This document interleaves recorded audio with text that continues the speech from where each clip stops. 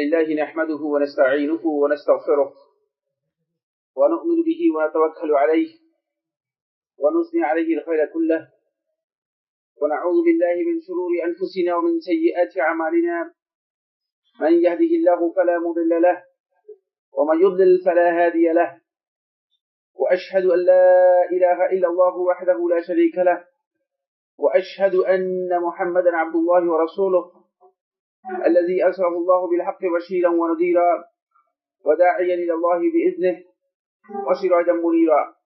أما بعد، فإن أصدق الحديث كتاب الله وخير الهدي هدي محمد صلى الله عليه وسلم وشر الأمور محدثاتها وكل محدثة بدعة وكل بدعة ضلالة وكل ضلالة في النار، أو كما قال عليه الصلاة والسلام. يقول الله سبحانه وتعالى: فإن تنازعتم في شيء فردوه إلى الله والرسول إن كنتم تؤمنون بالله واليوم الآخر ذلك خير وأحسن تأويلا. يقول عز من قائل: ولا تكونوا كالذين تفرقوا واختلفوا من بعد ما جاءهم البينات وأولئك لهم عذاب عظيم. عن جندب بن عبد الله البجلي رضي الله تعالى عنه قال: أن رسول الله صلى الله عليه وسلم قال: اقرأوا القرآن وما تلفت عليه قلوبكم فإذا اختلفتم فقوموا عنه. عن عمرو بن شعيب رضي الله تعالى عنه قال: الذي تنازع فيه الصحابة في القدر عند حجة عائشة رضي الله تعالى عنها فخرج منه مغاضبا، أخرجه الإمام أحمد في مسنده. عن أبي هريرة رضي الله تعالى عنه قال: سمعت رسول الله صلى الله عليه وسلم يقول: ما نهيتكم عنه فاجتنبوه وما أمرتكم به فأتوا منه ما استطعتم فإنما أهلك الذين من قبلكم كثرة مسائلهم واختلافهم على أنبيائهم.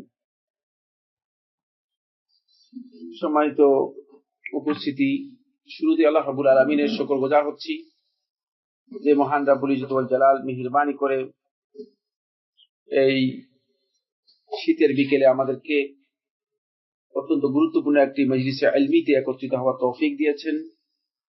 এজন্য আল্লাহ রাব্বুল আলামিনের শুকরিয়া আদায় করি, আলহামদুলিল্লাহ। আপনারা জানেন অবশ্য আমরা যে বিষয়টি নিয়ে ইতিমধ্যে আপনাদের সাথে শেয়ার করে আসছিলাম সেটি ছিল মুজমাল উসুল আকিদাতি আহলে সুন্নাত ওয়াল জামাআহ, ডক্টর নাসির আল আকবর লেখা আহলে সুন্নাত ওয়াল জামাআতের আকীদার যেই মূলনীতিগুলো ছিল সেগুলো আমরা ব্যাখ্যা করে আসছিলাম। এর অনেক অংশ বাকি আছে এখনো। আজকে আমরা আরেকটি বিষয়ে আপনাদের দৃষ্টি আকর্ষণ করব। আকীদার বিষয়গুলো আমরা যেহেতু গুরুত্ব দিয়ে আলোচনা করছি এবং আলোচনা হচ্ছে, আরো হবে ইনশাআল্লাহ তাআলা। বাকি একটি গুরুত্বপূর্ণ বিষয় নিয়ে আমি শেয়ার করব, এই জন্য যে বিষয়টি মূলত সত্যিকার অর্থে আমাদের আয়ত্তে থাকা দরকার এবং জানা থাকা দরকার। সেটি হচ্ছে আল ইখতিলাফ ওয়াল খিলাফ, যে মতপার্থক্য, মতবিরোধ। ইসলামী শরীয়তের এই মৌলিক একটি বিষয় নিয়ে আপনাদের সাথে শেয়ার করব।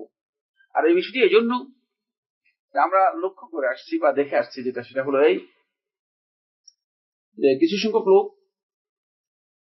দু একটা মাসআলা সম্পর্কে জেনেই তিনি আসলে অন্যদেরকে তাফদীল, তাফসীক, মানে অন্যদেরকে বিভ্রান্ত, পথভ্রষ্ট, ফাসিক, ফাজের, কাফের পর্যন্ত বলে দিচ্ছে। মানে শরীয়তের কিছু কিছু বিষয় আছে যেগুলোর মধ্যে ইখতিলাফ রয়েছে, মতবিরোধ রয়েছে। কিছু কিছু বিষয় আছে যেগুলো নিয়ে যথেষ্ট মানে জানার বা যথেষ্ট জ্ঞান রাখার বিষয় রয়েছে। শুধুমাত্র সামান্য জ্ঞানের উপর নির্ভর করে এই বিষয়গুলো নিয়ে মানে কেউ যদি মানে সিদ্ধান্তে পৌঁছে যান অথবা কেউ যদি অন্যের উপর আঘাত করেন, তাহলে কিন্তু তিনি সত্যিকার অর্থে ইনসাফের উপর প্রতিষ্ঠিত থাকতে পারবেন না। এই জন্য এই বিষয়টি নিয়ে আমরা বিস্তারিত কিছু কথা আলোচনা করব। জানেন যে ইসলামী শরীয়তের উৎস কিন্তু একই ওয়াহির মাধ্যমেই মূলত এই শরীয়ত। এখানে কোনো ব্যক্তির গবেষণা মূলত ইসলামী শরীয়তের উৎস নয়। কোন আলেম, কোন বুজুর্গ, কোন জ্ঞানী অথবা কোন সুনির্দিষ্ট ব্যক্তির গবেষণা নির্ভর মূলত ইসলামী শরীয়ত নয়। ইসলামী শরীয়তের উৎস হচ্ছে কোরআন এবং হাদিস, বা এক কথায় সেটাকে বলা হয় থাকে ওয়াহি। যে ওয়াহির মাধ্যমে মুহাম্মদ রাসূলুল্লাহ সাল্লাল্লাহু আলাইহি ওয়াসাল্লাম ইসলামের প্রচার করেছেন, সেই ওয়াহির উপর নির্ভর করছে মূলত ইসলামী শরিয়া। এর উপর নির্ভর করে পরবর্তী সময়ে এত ব্যাপক ইখতিলাফ কিভাবে হলো, এত বিশাল মতবিরোধ লোকদের মধ্যে কেন তৈরি হলো? ফলে মানুষের মধ্যে এই প্রশ্ন আসে যে কোরআন হাদিস তো একই, কিন্তু আপনারা কেন ইখতিলাফ করতেছেন? আপনি এক কথা বলেন, আবার আরেকজন আরেক কথা বলেন। ইনিও কোরআনে আয়াত তেলাওয়াত করে ব্যাখ্যা করছেন, আবার আপনিও কোরআনে আয়াত তেলাওয়াত করে ব্যাখ্যা করছেন, ঠিক কিনা? একই বক্তব্য। কোরআন থেকে তাহলে কারা পথভ্রষ্ট বা কারা হেদায়েতের উপর প্রতিষ্ঠিত, বা এর ভিত্তি কি হবে, এক্ষেত্রে মূলনীতি কি হবে, এই বিষয়গুলো মূলত যদি সত্যিকার ভাবে আমাদের জানা না থাকে, তাহলে এই মতবিরোধকে বা এই ইখতিলাফকে আমরা এমন পর্যায়ে নিয়ে যাব যে এটা আমাদের মধ্যে একটা শত্রুতা তৈরি করবে, একটা বিচ্ছিন্নতা তৈরি করবে। আর যুগে যুগে সেটা তৈরি হয়েছে, এবং একদল লোক এই কারণেই মূলত হেদায়েত থেকে বঞ্চিত হয়ে বিচ্ছিন্ন হয়ে গেছে, ফিরকাবন্দিতে লিপ্ত হয়েছে।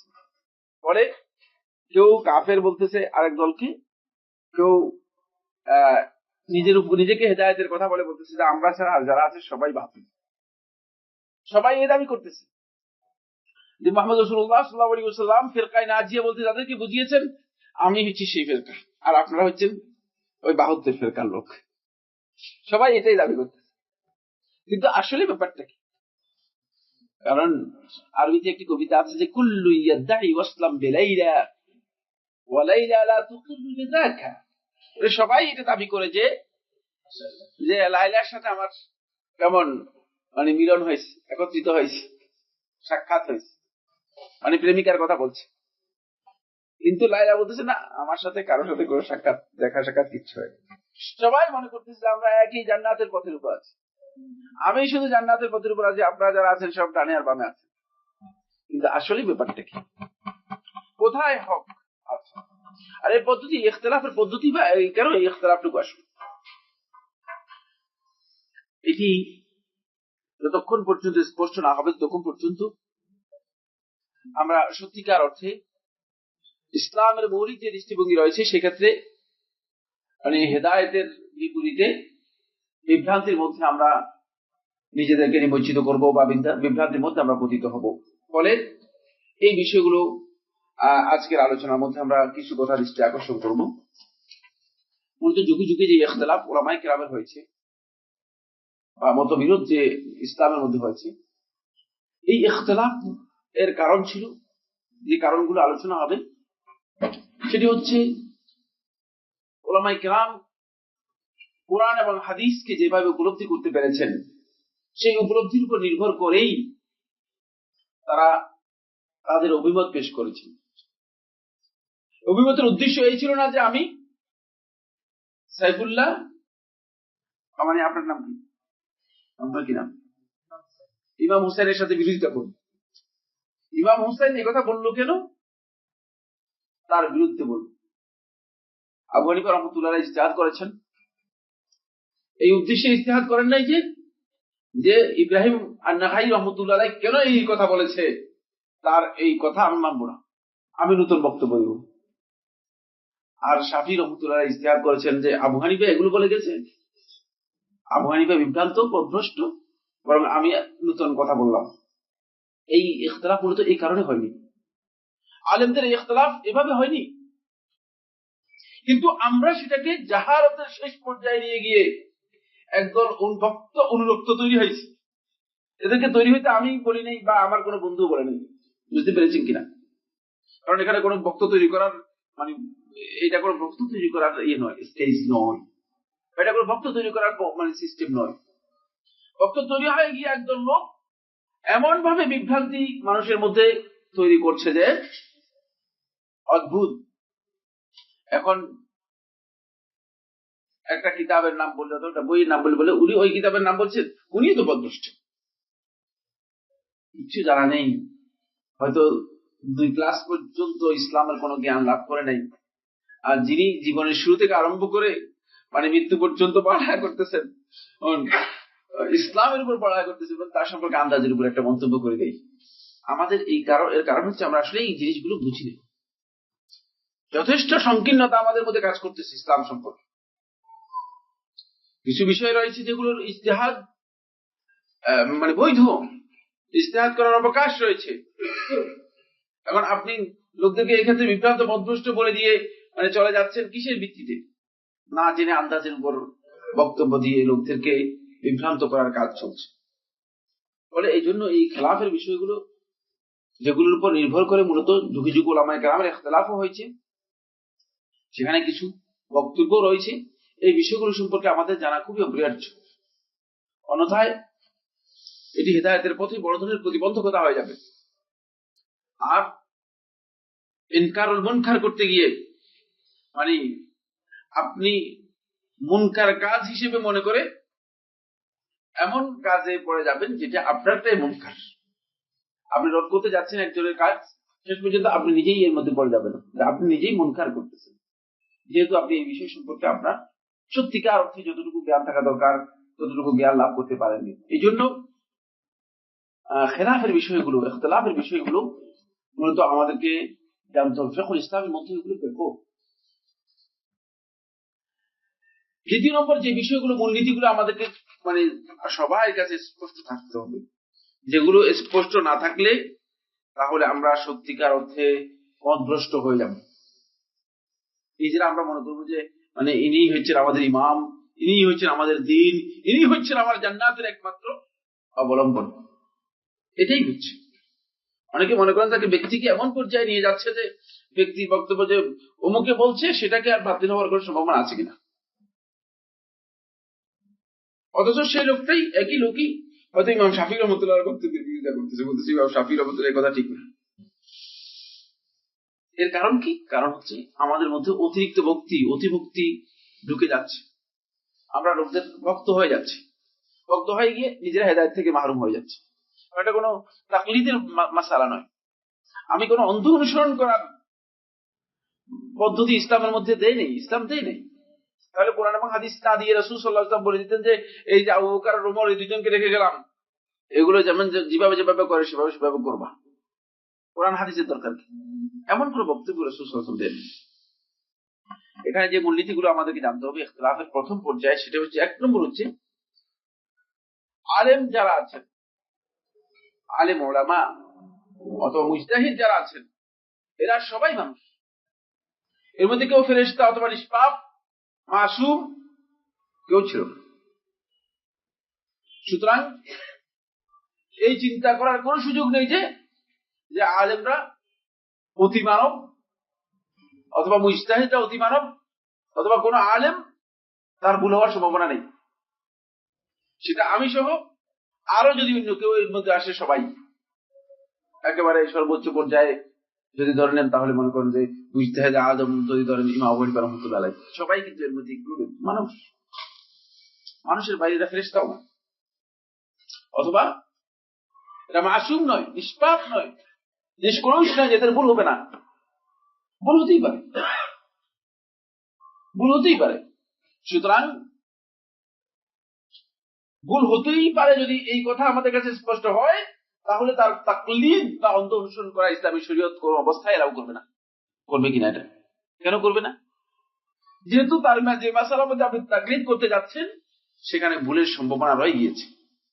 অথচ জেনে বুঝে যেখানে ভুলের সম্ভাবনা রয়েছে সেখানে তাকলিদের কোন সুযোগ নেই, সেখানে অন্ধ আনুগত্যের কোন সুযোগ নেই, সেখানে কোনো ব্যক্তির অন্ধ অনুসরণ করার কোন প্রশ্ন আসবে না, যেহেতু তিনি মানুষ। এখন এখানে প্রশ্ন আসতে পারে যে আলেমগণ মানুষ, ঠিক আছে, তাহলে নবীরাও তো মানুষ। এটা আসতে পারে না? এই প্রশ্ন আসতে পারে, ঠিক আছে আলেমরা তো মানুষ, মুজতাহিদরা মানুষ বলছেন, নবীরা তো মানুষ, তাহলে নবীদের অন্ত আনুগত্য বা নবীদের অনুসরণের কথাটি কেন আসলো? এটা স্পষ্ট, আল্লাহ সুবহানাহু ওয়া তাআলা স্পষ্ট করে দিয়েছেন কোরআনে কারীমের মধ্যে, কুল ইন্নামা আনা বাশারুম মিসলুকুম, আসলুব পর্যন্ত দেখেন। তারপর বলছেন ইউহা ইলাইয়া আন্নামা ইলাহুকুম ইলাহু ওয়াহিদ, আপনি বলুন আমি তোমাদের মতো মানুষ। এতটুকু সব ঠিক আছে, কিন্তু পার্থক্য আছে। ইউহা ইলাইয়া, আমার কাছে ওহী আসে। নবীদের আনুগত্যের নির্দেশনা শুধুমাত্র ওহীর কারণে, যেহেতু তারা ওহীর মাধ্যমে পরিচালিত হয়েছে। ওহীর মধ্যে নির্ভুলতা রয়েছে, ওহীর মধ্যে অভ্রান্ততা রয়েছে। ওহী কোন অবস্থায় পথভ্রষ্টতার দিকে মানুষদেরকে আহ্বান করে না। যেহেতু নবীগণ ওহী দ্বারা পরিচালিত, সুতরাং মানুষ আলেমদের আর নবীদের মধ্যে বিশাল পার্থক্য রয়েছে। ফলে নবীদেরকে আনুগত্য করতে নির্দেশ দেওয়া হয়েছে এবং তাদের অন্ত অনুসরণ করাও জায়েজ। জায়েজ নয়, বরং আল্লাহ রাব্বুল আলামিন নির্দেশ দিয়েছেন তাদের আনুগত্য করার জন্য। যেহেতু আল্লাহ সুবহানাহু ওয়া তাআলা কোন নবী এবং রাসূলকে কোন গর্হিত, নিষিদ্ধ, হারাম কাজের উপর কখনো প্রতিষ্ঠিত রাখেন না, প্রতিষ্ঠিত রাখার সুযোগ নেই, তাহলে তাদের আনুগত্য মানুষ করতে পারবে না। ওহীর মাধ্যমে তারা পরিচালিত হওয়ার কারণে কোনো অন্যায় যদি কোনো কারণে হয়ে যায় অনিচ্ছাকৃতভাবে, তাহলে আল্লাহ সুবহানাহু ওয়া তাআলা তাদেরকে সংশোধন করে দেন। এটা হলো প্রথম পয়েন্ট যেটা জানতে হবে, এরা আমাদের মতোই মানুষ। এখানে আমাদের বিশাল ভুল, সেটা হলো এই, যারা হানাফি স্কুল থেকে চিন্তা করছেন, তারা মনে করেন যে আবু হানিফা মনে হয় যেন নবী এবং রাসূলের চেয়ে অনেক ঊর্ধ্বে। যেমন শিয়ারা চিন্তা করতেছে, শিয়াদের ইমাম যারা আছে এদের মর্যাদা হচ্ছে নবী এবং রাসূলের চেয়ে অনেক অনেক ঊর্ধ্বে। বলেন নবী এবং রাসূল নয়, বরং আল্লাহর কোন নৈকট্যপ্রাপ্ত ফেরেশতা মানে জিবরাইল এবং মিকাইল পর্যন্ত ওই পর্যায়ে পৌঁছতে পারবে না যে পর্যায়ে আমাদের ইমামরা পৌঁছে গেছে। বুঝতে পেরেছেন কিনা? এগুলো শিয়াদের আকীদা, এগুলো শিয়াদের আকীদা।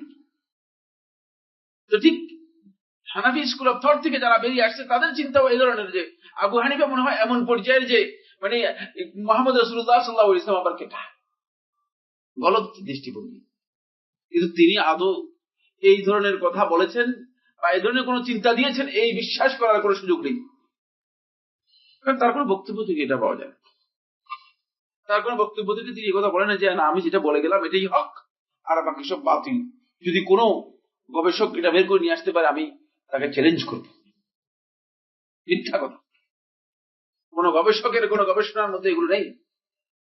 কারণ না, আলেমরা ইজতিহাদ করেছেন, গবেষণা করেছেন, তিনি তারপরে বলেছেন যে আমার গবেষণা হচ্ছে এটি, আমি আশা করি আমার এই গবেষণা সঠিক, কিন্তু এটার সম্ভাবনা কি আছে, ভুলের সম্ভাবনা আছে, এটাই বলছি। এটাই ছিল তাদের বক্তব্য। তা আমরা এটাকে এত কঠিন করে নেওয়ার কারণটা কি? আমরা তাদেরকে অতি মানব ভাবার কারণটা কি? তারা অতি মানবের স্টেজে কখন পৌঁছেছেন, এটি সত্যিকার অর্থে আমাদের কারণে পৌঁছে গেছে। যেমন পীরের মুরিদরা যারা আছে, তারা মনে করে থাকেন যে মানে পীর সাহেব যদি মিথ্যা কথা বলে, এটা হচ্ছে সবচেয়ে শ্রেষ্ঠ একটা মনে হয় আল্লাহর পক্ষ থেকে নাজিলকৃত বক্তব্য। কারণটা কি? কারণ হচ্ছে ওই অন্ধ আনুগত্য তাদের মধ্যে এত বেশি মানে ভালোবাসার চাপ তাদের মধ্যে এত বেশি হয়ে গিয়েছে যে এই লোকের যত কর্মকাণ্ড আছে সেটা যদি বাতিল হয়, তার কাছে মনে হয় যেন এটা সবচেয়ে ভালো কাজ। বুঝতে পেরেছেন কিনা? এই অন্ধ আনুগত্য মানুষের চোখে, মানুষের কানকে বিনষ্ট করে দেয়। চোখে আর ভালো দেখে না, চোখে আর খারাপ মানে যেভাবে দেখা দরকার সেভাবে দেখে না, মনে করছেন না এটাই ঠিক আছে। তখন দেখবেন যে এটাকেই প্রতিহত করার জন্য প্রতিবাদ পর্যন্ত করে যায়। তাহলে এটা প্রথম পয়েন্ট, সেটা হলো এরা সবাই মানুষ, এরা মুজতাহিদ অথবা এরা আলেম, কিন্তু এরা মানুষের ঊর্ধ্বে নয়, এরা অতি মানব নয়, এরা মানুষ। এটা আমাদেরকে কিন্তু বুঝতে হবে, তাহলে আমাদের কিন্তু ভুল হবে না। আমাদের ভুল হওয়ার মূল কারণ হচ্ছে এখানে যে তাদেরকে অতি মানব হিসেবে আমরা চিহ্নিত করে নিচ্ছি, অতি মানব হিসেবে তাদেরকে আমরা চিহ্নিত করে নিচ্ছি। দ্বিতীয় নম্বর যে পয়েন্টটি, সেটি হলো এইসব ওলামা অথবা মুজতাহিদ যারা আছেন, এরা কেউ কোনদিন ওহীর মাধ্যমে কোনো বক্তব্য দেন নাই, বরং তাদের যত বক্তব্য বা কথা ছিল, গবেষণা ছিল, ইজতিহাদ ছিল, সব কিছুই তাদের বিবেক নির্ভর, সেটা গবেষণা নির্ভর। এটা ওহীর মাধ্যমে কিছু করেন না। কারণ আবু হানিফা রহমতুল্লাহ আলাইহি, ইমাম শাফি রহমতুল্লাহ আলাইহি, ইমাম মালিক রহমতুল্লাহ আলাইহি অথবা অন্যান্য ইমাম যারা ছিলেন, তারা কেউ এই দাবি করেন না যে আমি যে ইজতিহাদ করছি এটা ওহীর মাধ্যমে আমি ইজতিহাদ করেছি। এটা কি করছি কিনা কেউ দাবি বলেন? হ্যাঁ, তো যারা আজকে মানে এত কঠিন হয়ে হানাফি মাযহাবের অনুসরণ করতেছে অথবা শাফি মাযহাবের অনুসরণ করতেছে, তারা এই বক্তব্যগুলোকে কি তাদের বিবেক নিশ্চিত বক্তব্য হিসেবে নিচ্ছে নাকি ওহী হিসেবে নিচ্ছে? তারা তো মনে হয় যেন এগুলো ওহীর চেয়েও গুরুত্ব বেশি দিচ্ছে। তারা ইমামের বক্তব্যকে কোট করে কোরআন এবং হাদিস বাদ দিয়ে। কোথাও কোথাও এমন অবস্থা হয় যে কোরআন হাদিসের বক্তব্যের চেয়ে কোন ইমাম অথবা কোন মুজতাহিদের বক্তব্যকে এর চেয়ে বেশি গুরুত্ব দেওয়া হচ্ছে। বলুন, এটা কোন ইমাম রহমতুল্লাহ আলাইহি বলেন না। কারণ আমাদেরকে দায়িত্ব দিয়ে যান না কোন ইমাম যে হ্যাঁ তোমাকে নিয়োগ করে গেলাম, আমার পরে আমার মাযহাবটা তুমি টিকিয়ে রাখার চেষ্টা করবা এবং এর পিছনে কাজ করবা। কোন ইমামের বক্তব্য এরকম দেখি, কোন ইমামের বক্তব্য আমরা এরকম দেখি। কিন্তু আসল কথা হচ্ছে আমরা এমন ভাবে সেটাকে করে নিচ্ছি যে মনে হচ্ছে যেন এই সমস্ত আলেম উলামার যত বক্তব্য আছে এগুলো সব ওহী নির্ভর, তারা ওহীর মাধ্যমে ইজতিহাদ করেছেন। সম্মানিত উপস্থিতি, ওহীর মাধ্যমে যে বক্তব্য দেওয়া হয় থাকে সেখানে ইখতিলাফের কোনো প্রকাশ নেই, যেহেতু আল্লাহ রাব্বুল আলামিনের পক্ষ থেকে। কিন্তু বিবেক নিয়ে যেখানে বক্তব্য দেওয়া হবে, বিবেক নির্ভর যে বক্তব্য আসবে, সেখানে ইখতিলাফের অনেক অবকাশ রয়েছে। সুতরাং কোন ব্যক্তি তার বিবেক দিয়ে, তার বুদ্ধি দিয়ে যদি কোনো বক্তব্য দেন, তার বিবেচনার উপর নির্ভর করে কোনো বক্তব্য দেন, তাহলে তার জন্য উচিত নয় এই কথা বলা যে এটি শরীয়তের বিধান, এই অবশ্যই মানতে হবে, এর বাইরে আর কোনো বক্তব্য নেই। এটা বলার কোন অধিকার তার নেই, কারণ সে ওহীর মাধ্যমে কথা বলেন নাই। বরং এর চেয়ে আশ্চর্যের বিষয় হচ্ছে মুহাম্মদ রাসূলুল্লাহ সাল্লাল্লাহু আলাইহি ওয়াসাল্লাম যেখানে ওহীর মাধ্যমে ফয়সালা করতেন, সেখানেও তিনি এই ধরনের কঠিন কোন বক্তব্য দিয়েছেন, একটি হাদিসও কেউ খুঁজে পাবে না, একটি হাদিসও কেউ খুঁজে পাবে না, কঠিন কথা বলেননি। অথচ তিনি ওহীর মাধ্যমে বলেছেন। তিনি বললেই লাউ কুলতু নাম লাওয়াজাবাত, সহিহ মুসলিমের হাদিসের মধ্যে রাসূলুল্লাহ সাল্লাল্লাহু আলাইহি ওয়াসাল্লাম ইরশাদ করেন, যদি আমি বলি হ্যাঁ, তাহলেই ওয়াজিব হয়ে যাবে তোমাদের। সহিহ বুখারী হাদিসের মধ্যে রাসূলুল্লাহ সাল্লাল্লাহু আলাইহি ওয়াসাল্লাম ইরশাদ করেন যে আল্লাহ রাসূল সাল্লাল্লাহু আলাইহি ওয়াসাল্লাম, কেন আপনি বেরিয়ে আসলেন না? আমরা তো রাতে একত্রিত হলাম। বলে আমি এই ভয় করলাম যে খাশিতু আন তুফরাদা আলাইকুম, আমি ভয় করলাম যে তোমাদের উপর রাতে নামাজ ফরজ করে দেওয়া হবে, যদি আমি বেরিয়ে যাই এরপরে ফরজ করে দেওয়া। বুঝতে পেরেছেন? তারপরেও এত কঠিন কথা বলেন নাই, কারণ হচ্ছে ইসলাম সত্যিকার এমন একটি দিন যেটি মানুষকে সত্যিকার মানুষের আখলাক, মানুষের আচার আচরণ এবং মানুষের সুন্দর উপস্থাপনা পদ্ধতি শিক্ষা দিয়েছে। পরে কাউকে গালিগালাজ করেনি। সহিহ বুখারী হাদিসের মধ্যে স্পষ্ট আছে, মা কানা সাব্বান ওয়ালা ফাহাশান, নবী সাল্লাল্লাহু আলাইহি ওয়াসাল্লাম কখনো গালিগালাজ করতেন না, কখনো ফাহিশা কথা বলতেন না, অশ্লীল কথা বলতেন না, অশ্লীল ভাষাভাষী তিনি ছিলেন না, এগুলো বলতেন না। এখানে সেকেন্ড পয়েন্টে যে কথাটি বলতে চাচ্ছিলাম সেটি হলো এই, ইজতিহাদ হওয়ার কারণে, গবেষণা লব্ধ বক্তব্য হওয়ার কারণে সেখানে ইখতিলাফ হওয়াটাই স্বাভাবিক। ইখতিলাফ না হওয়াটা কি অস্বাভাবিক এবং মোটেও বিবেচ্য নয়, কারণ ইখতিলাফ হওয়ার কোনো কারণ নেই। বলে ইখতিলাফ হয়েছে ইসলামের মধ্যে, যারা বলতেছে ইখতিলাফ কেন, সেগুলো ভাই আপনি এক কথা বলেন, আবার ফুলান আরেক কথা বলে, এত কথা কেন? কিন্তু তাদের এটা জানা নেই যে আসলে এই বক্তব্য এটা ওহী নির্ভর বক্তব্য নয়, ওহীর উপর ভিত্তি করে বক্তব্য দেওয়া হচ্ছে, এটা গবেষণা লব্ধ। ওহী থেকে যেটা আমরা উপলব্ধি করতে পারলাম অথবা ওহী থেকে যেটা আমরা বুঝতে পারলাম তারই কিছু অংশ, সেটা তিনি আলেম হোক অথবা মুজতাহিদ হোক, যিনি হোক না কেন, তিনি মূলত তার বিবেক বিবেচনা দিয়ে যা উপলব্ধি করতে পেরেছে, যা আয়ত্ত করতে পেরেছে, সেটাই তিনি বলেছেন। সুতরাং এই বিষয়টি যদি আমরা সামনে রাখি তাহলে আমাদের কাছে ইখতিলাফের বিষয়টি একেবারে স্পষ্ট হয়ে যাবে যে এত ইখতিলাফ কেন। ইখতিলাফ সহজ বিষয়, এত ইখতিলাফ হবে বলেই তো মূলত ইসলামের মধ্যে এই বিষয়গুলো এভাবে এসেছে, যেহেতু মানুষ তার গবেষণা অনুযায়ী বিভিন্ন বক্তব্য দিয়েছে।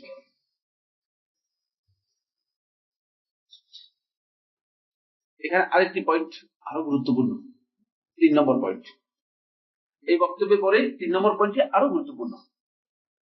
কারণ অনেকের ধারণা হচ্ছে মনে হয় একজন আলেম অথবা একজন মুজতাহিদ কোরআন এবং হাদিসের যত জ্ঞান আছে সবকিছু তার কাছে রয়েছে। থাকা সম্ভব কিনা? সব জ্ঞান থাকা সম্ভব কিনা? এটা কিন্তু খুব গুরুত্বপূর্ণ পয়েন্ট।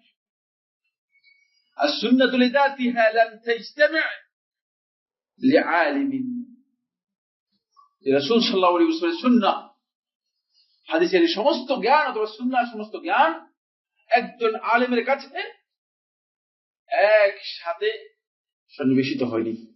সব জ্ঞান একজনের কাছে নেই, একসাথে থাকবে না। রাসূলুল্লাহ সাল্লাল্লাহু আলাইহি ওয়াসাল্লাম তার কাছে সবচেয়ে কাছের মানুষ ছিলেন আবু বকর রাদিয়াল্লাহু তাআলা, ঠিক না? মানে এমন কোন অবস্থা নেই যে অবস্থায় রাসূলুল্লাহ সাল্লাল্লাহু আলাইহি ওয়াসাল্লাম সাহায্য লাভ করেননি। শেষ পর্যন্ত সাহিবুল গাব, গুহার মধ্যে পর্যন্ত রাসূলুল্লাহ সাল্লাল্লাহু আলাইহি ওয়াসাল্লামের সাথে ছিলেন। কিন্তু আবু বকর রাদিয়াল্লাহু তাআলা আনহুর কাছে আসলো বৃদ্ধা মহিলা, তার সন্তানের ওয়ারিস নিয়ে। আবু বকর রাদিয়াল্লাহু বললেন, আল্লাহ রাসূল সাল্লাল্লাহু আলাইহি ওয়াসাল্লাম দাদির ব্যাপারে কি বলেছেন তো আমার জানা নেই। দাদি কি আদৌ সম্পদ পাবে কি পাবে না এটা আমি জানি না। দাদি কি সম্পদ পাবে কি পাবে না? হ্যাঁ, জেনে বলছেন না জেনে বলছেন? জেনে বলছেন পাবে। রাসূলুল্লাহ সাল্লাল্লাহু আলাইহি ওয়াসাল্লাম দাদির জন্য বলেছেন সুদুস, 6 ভাগের 1 ভাগ পাবে। অথচ আবু বকর রাদিয়াল্লাহু আনহু জানতেন না। বুঝতে পেরেছেন কিনা? আবু বকর রাদিয়াল্লাহু আনহু জানতেন না। এতে কি আবু বকর রাদিয়াল্লাহু আনহুর মর্যাদা এই উম্মতের কমে গেছে কিনা? আপনারা কি মনে করেন কমে গেছে? না। এটা দাবি করার কোন দরকার নেই যে আমার হুজুর দুনিয়ার সমস্ত জ্ঞানের অধিকারী, অথবা এই মুজতাহিদ, এই ইমাম যে সমস্ত হাদিসের জ্ঞানী, সব হাদিস তার কাছে পৌঁছে গেছে। এটা যদি কেউ দাবি করে থাকে তিনি ভুল, বিভ্রান্ত, অভ্রষ্ট কথা বলছে। দুনিয়ার সমস্ত ইলম, সমস্ত জ্ঞান, সমস্ত সুন্নাহর বক্তব্য সবকিছু একজনের কাছে জমা হয়ে যাবে, একজনের কাছে একত্রিত হয়ে যাবে, তিনি সব জানবেন, সব জানতা হয়ে যাবেন, এটা আদৌ সম্ভব। আল্লাহ রাব্বুল আলামিন এই ক্ষমতা বা এই জ্ঞান কাউকে দেননি।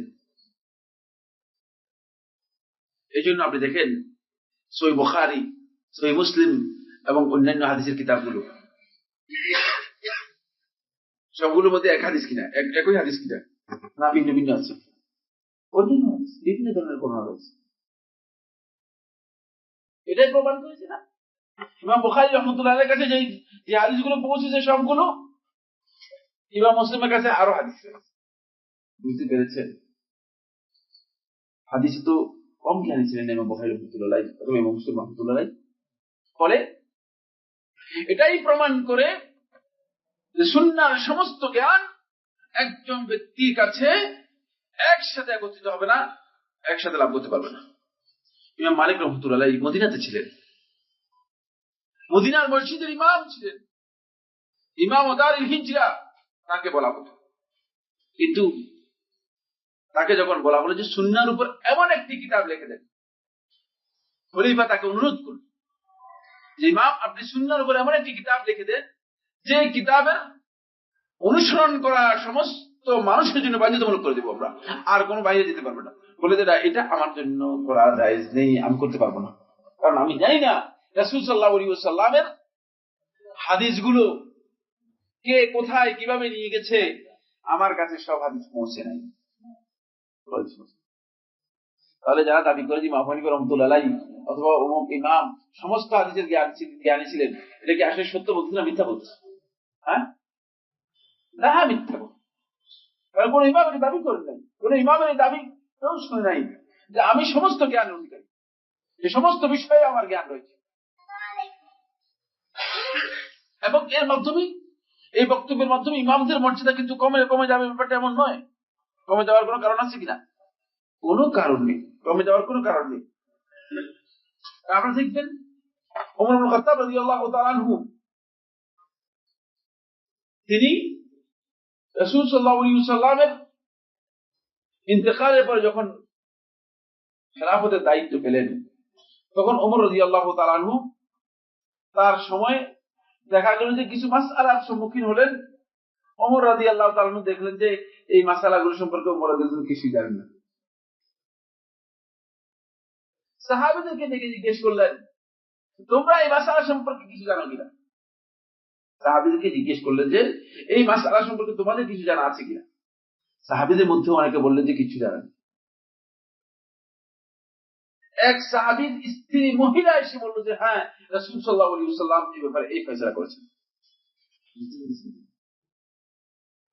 তাহলে বোঝা গেল যে শরীয়তের জ্ঞান আসলে সমস্ত জ্ঞান একজনে নিয়ে আসবে, বা একজনের কাছে এই শরীয়তের সমস্ত জ্ঞান থাকবে, এটা দাবি করার বিষয় নয়, বা এটি সম্ভব নয়। যেহেতু বিভিন্ন সময় রাসূলুল্লাহ সাল্লাল্লাহু আলাইহি ওয়াসাল্লাম বিভিন্ন ভাবে ইসলামের বিধানগুলো দিয়েছেন, বক্তব্য দিয়েছেন, এগুলো একসাথে সব কথা বলে দিয়েছেন যে তোমরা নোট করে নাও, এই হলো ইসলামের বিধান, এমনটা ঘটে নেই। ফলে এগুলোর মধ্যে বিভিন্ন ধরনের অবস্থা হতে পারে। আসুন এরপরে যে পয়েন্টটি আমরা আলোচনা করবো সেটা হচ্ছে এখানে আলেমদের বা মুজতাহিদের ব্যাপারে আরেকটি পয়েন্ট আমাদেরকে জানতে হবে ভালো করে। সেটা হলো, যেহেতু আমরা বলেছি এরা মানুষ, আল ইনসানু বিতাবিআতিহি ইয়াহুল্লুহু নাকস, মানুষ সৃষ্টিগতভাবেই তার মধ্যে ত্রুটি থাকবে, ভুল থাকবে, ঘাটতি কমতি থাকবে, সৃষ্টিগতভাবেই মানুষের মধ্যে এটি বাধ্যতামূলক। সুতরাং পরিপূর্ণতা কোন ব্যক্তির জন্য সাব্যস্ত হবে না। পরিপূর্ণতা একেবারে কোন দিক থেকে কোন ত্রুটি নাই, এরকম লোক আপনাদের চোখে পড়ে কিনা, কয়েকজন পেয়েছেন কিনা? হ্যাঁ, কোন দিক থেকেই, সব দিক থেকে পরিপূর্ণ ব্যক্তি আপনি পাবেন না। কারণ একদিক থেকে না একদিক থেকে দেখবেন যে ঘাটতি আছে, একদিক থেকে না একদিক থেকে তার কিছু কমতি রয়েছে। আর এই কমতির কারণেই মূলত মানুষের এই বুঝ বিবেচনার গবেষণার এই বিশাল পার্থক্য, মতবিরোধের এই কারণ। কারণ কারো জ্ঞান বেশি, কারো জ্ঞান কম, কারো বুঝ শক্তি বেশি, কারো বুঝ শক্তি কম। কোরআনে কারীমের আলহামদুলিল্লাহি রাব্বিল আলামিন একটা আয়াত, এই আয়াত পড়ে শেখুল ইসলাম ইবনে তাইমিয়া রাহমাতুল্লাহ আলাইহি যেটা বুঝেছেন, আমি কি এটা বুঝতে পারবো কিনা? আর আমি যেটা বুঝি সেটা আরেকজন বুঝতে পারবে কিনা? না, বুঝের মধ্যে পার্থক্য রয়েছে, বুঝের মধ্যে পার্থক্য রয়েছে। এবং এই পার্থক্যের কারণেই মূলত ইজতিহাদের মধ্যে মতবিরোধ তৈরি হয়েছে এবং লোকদের মধ্যে ইখতিলাফ তৈরি হয়েছে। কারণ মানুষের এক্ষেত্রে কিছু কমতি, কিছু ঘাটতি, এটা সৃষ্টিগতভাবে আল্লাহ রাব্বুল আলামিন দিয়ে দিয়েছেন। সবার বুঝ, সবার বিবেচনা, সবার জ্ঞান সমান নয়, সমান পর্যায়ে সবাই জ্ঞানী হতে পারবে না। তাই এই বিষয়গুলো যদি আমরা সত্যিকার ভাবে উপলব্ধি করতে পারি, তাহলে কিন্তু এই ইখতিলাফের ব্যাপারে আমাদের প্রশ্ন আস্তে আস্তে কমে আসবে, প্রশ্ন ইখতিলাফের ব্যাপারে আমাদের অনেক বেশি তৈরি হবে না। এরপরে যে পয়েন্টটি আমি আলোচনা করব সেটি হচ্ছে ইসলামী শরীয়তের মধ্যে মূলত ইখতিলাফ ও মতবিরোধ যেটি দেখা যাচ্ছে এটা শুধু ইসলামী শরীয়তের মধ্যে হয়েছে তা নয়। পৃথিবীর যত দিয়ানত আছে, যত ধর্ম আছে, সমস্ত ধর্ম এবং চিন্তাধারার মধ্যেই মূলত যখন মানুষের বিবেক নির্ভর বক্তব্য এসেছে তখন ইখতিলাফ হয়েছে। খ্রিস্টানদের মধ্যে দেখেন ইখতিলাফ আছে কি নেই? বিশাল মত পার্থক্য হয়েছে, গ্রুপ হয়ে গেছে, কয়েকটি গ্রুপে বিভক্ত হয়ে গেছে। যেহেতু বিবেক নির্ভর বক্তব্যের কারণে, গবেষণা নির্ভর অভিমত পেশ করার কারণে মত পার্থক্য হয়েছে। ঠিক ইহুদিদের মধ্যে মত পার্থক্য হয়েছে। এভাবে পৃথিবীর যত ধর্ম আছে সবগুলোর মধ্যেই কম বেশি মত পার্থক্য হয়েছে।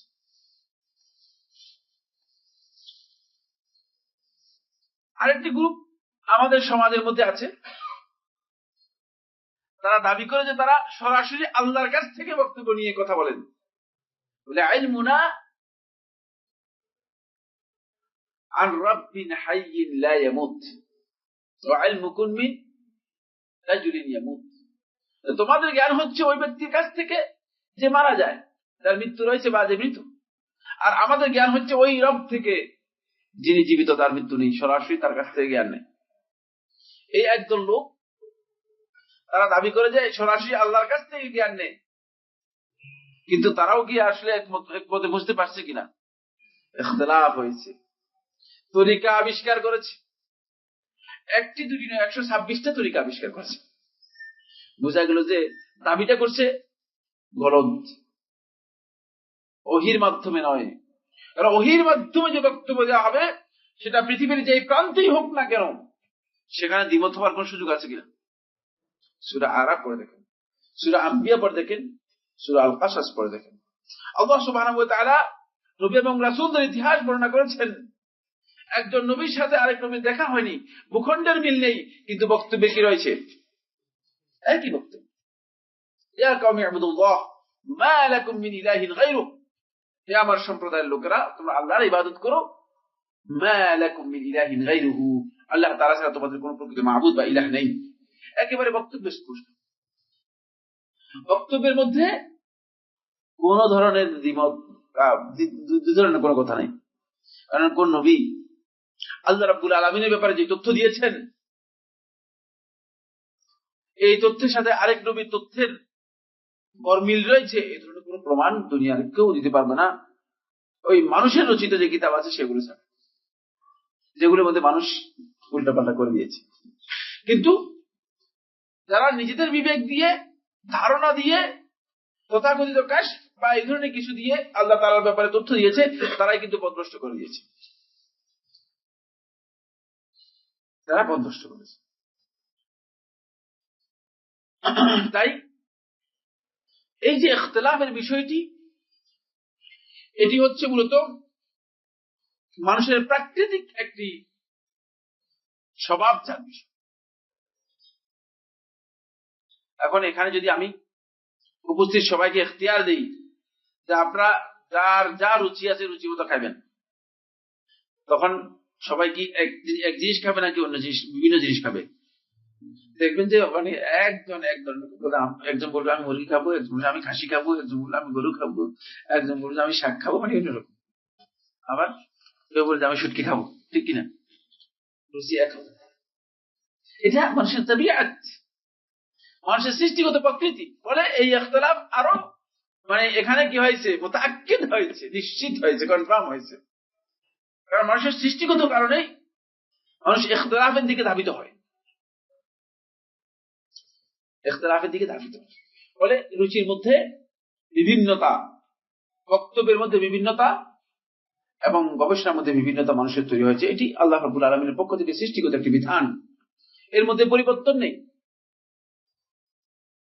এবং ঠিক এটাও হয়েছে ইসলামের এই বিধানের ক্ষেত্রে। কিন্তু ইসলামী বিধানের ক্ষেত্রে যে ইখতিলাফটুকু হয়েছে, এই ইখতিলাফের মূল দুটি টাকা, একটি হচ্ছে আল ইখতিলাফ ফি উসুলুদ্দিন, আর একটা হচ্ছে আল ইখতিলাফ ফি ফুরুউদ্দিন। দ্বীনের যে মূলনীতিগুলো রয়েছে, উসুলগুলো রয়েছে,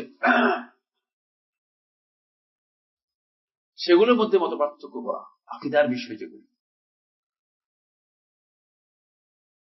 এগুলোর মধ্যে যদি ইখতিলাফ হয় তাহলে বুঝতে হবে এটা ভ্রষ্টতা। কারণ যারা ইজতিহাদ করেছেন, যুগে যুগে যারা ইজতিহাদ করেছেন, তাদের কোন ধরনের ইখতিলাফ উসুলুদ্দিনের মধ্যে পাওয়া যায় না। উসুলুদ্দিন অর্থাৎ দ্বীনের মৌলিক যে বিষয়গুলো রয়েছে, মূলনীতি যেগুলো রয়েছে, সেগুলোর মধ্যে তারা কেউ ইখতিলাফ করেনি। আল্লাহ রাব্বুল আলামিনের পরিচয় নিয়ে ইখতিলাফ হয়নি, আল্লাহ সুবহানাহু ওয়া তাআলার তাওহীদ নিয়ে ইখতিলাফ হয়নি, আল্লাহ রাব্বুল আলামিনের আসমা ওয়া সিফাত নিয়ে ইখতিলাফ হয়নি, আল্লাহ রাব্বুল আলামিনের রুবুবিয়ত নিয়ে ইখতিলাফ হয়নি, তার উলুহিয়ত নিয়ে ইখতিলাফ হয়নি, আল্লাহ রাব্বুল আলামিনের হুকুক নিয়ে ইখতিলাফ হয়নি, এবং ঈমানের যে মৌলিক যে বিষয়গুলো ঈমানিয়াত রয়েছে, সেগুলো নিয়ে মূলত কোন যুগে কোন মুজতাহিদ ইখতিলাফ করেনি। যদি ইখতিলাফ সেখানে এসে যায় তাহলে এই ইখতিলাফ পথভ্রষ্টতা। মানে এখানে এই ইখতিলাফের কোনো বৈধতা ইসলামের মধ্যে নেই, যেহেতু ইসলাম এই বিষয়গুলো স্পষ্ট করে গেছে। এগুলো কি করা হয়েছে? ইসলামের মধ্যে স্পষ্ট করা হয়েছে। এবং এই উসুলের ইসলামে আকীদার যে মূলনীতি, এই মূলনীতিকে যুগে যুগে সালাফদের পক্ষ থেকে সাব্যস্ত হয়েছে। এই চারটি মূলনীতির উপর ভিত্তি করে ইসলাম তার আকীদাকে কি করেছে? নির্মাণ করেছে। একটা হচ্ছে তাওহীদ। তাওহীদ পরিপন্থী কোন বক্তব্য যদি কেউ দিয়ে সেটাকে ইসলামের মধ্যে সাব্যস্ত করার জন্য চেষ্টা করে, তাহলে বুঝতে হবে যে সে কি পথভ্রষ্ট। তার এই ইখতিলাফটুকু গর্হিত। বুঝতে পেরেছেন কিনা? তার ইখতিলাফটুকু কি গর্হিত। এখন সেখানে এসে আর এই কথা বলার সুযোগ নেই যে সাইফুল্লাহ ভাই ইখতিলাফের ওয়াজ তো করেছেন, যে হ্যাঁ ইখতিলাফ তো করতেই পারে, এসে ইখতিলাফ করতে পারে। কি ইখতিলাফ করলেন? বলতে আমাদের একটু ইখতিলাফ, ছোট একটা ইখতিলাফ হয়েছে যে আল্লাহ তাআলা এক কি না দুই, এ নিয়ে ইখতিলাফ হয়েছে আর কি। আমি বলবো যে এটা বিভ্রান্তি, পথভ্রষ্টতা। আফিল্লাহি শাক্কুন ফাতিরিস সামাওয়াতি ওয়াল আরদ, কোরআনে কারীমের মধ্যে আল্লাহ সুবহানাহু ওয়া তাআলা বলে দিয়েছেন। আল্লাহ রাব্বুল আলামিনের ব্যাপারে সন্দেহ করতেছ? আবার শেষ পর্যন্ত এখানে আসছো তোমরা। তোমাদের মাথা দিয়েছিলাম বুঝার জন্য। মাথা এই জন্য দেওয়া হয় না যে আল্লাহ তাআলার সাথে টক্কর দেওয়ার জন্য। বুঝতে পেরেছেন কিনা? মাথার মধ্যে গিলু কিছু দেওয়া হয়েছে কি জন্য? যাতে করে আল্লাহর কথাগুলো আমরা বুঝতে পারি, উপলব্ধি করতে পারি, নিজেদের জীবনে সেগুলোকে বাস্তবায়ন করতে পারি, আল্লাহর বিধানগুলো আত্মস্থ করতে পারি। এই জন্য মাথার মধ্যে কিছু গিলু দেওয়া হয়েছে। নলে ওই শিকাল কুকুরের মতো গিলু কমাই দিলে তাহলে আপনি কেউ কেউ করতেন, অত মেউ মেউ করতেন, ঠিক কিনা? কথাও বলতে পারতেন না,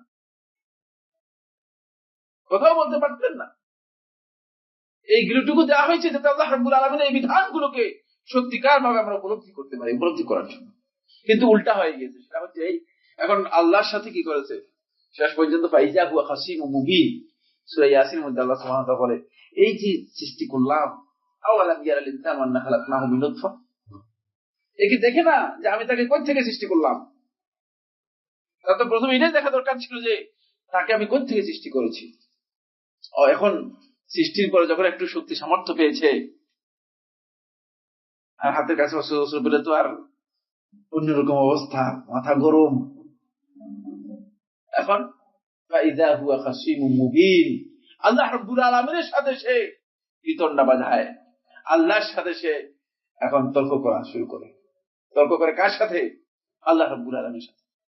এটি কোন অবস্থায় মূলত মানুষের জন্য নয়, কোন অবস্থায় এটি মানুষের জন্য।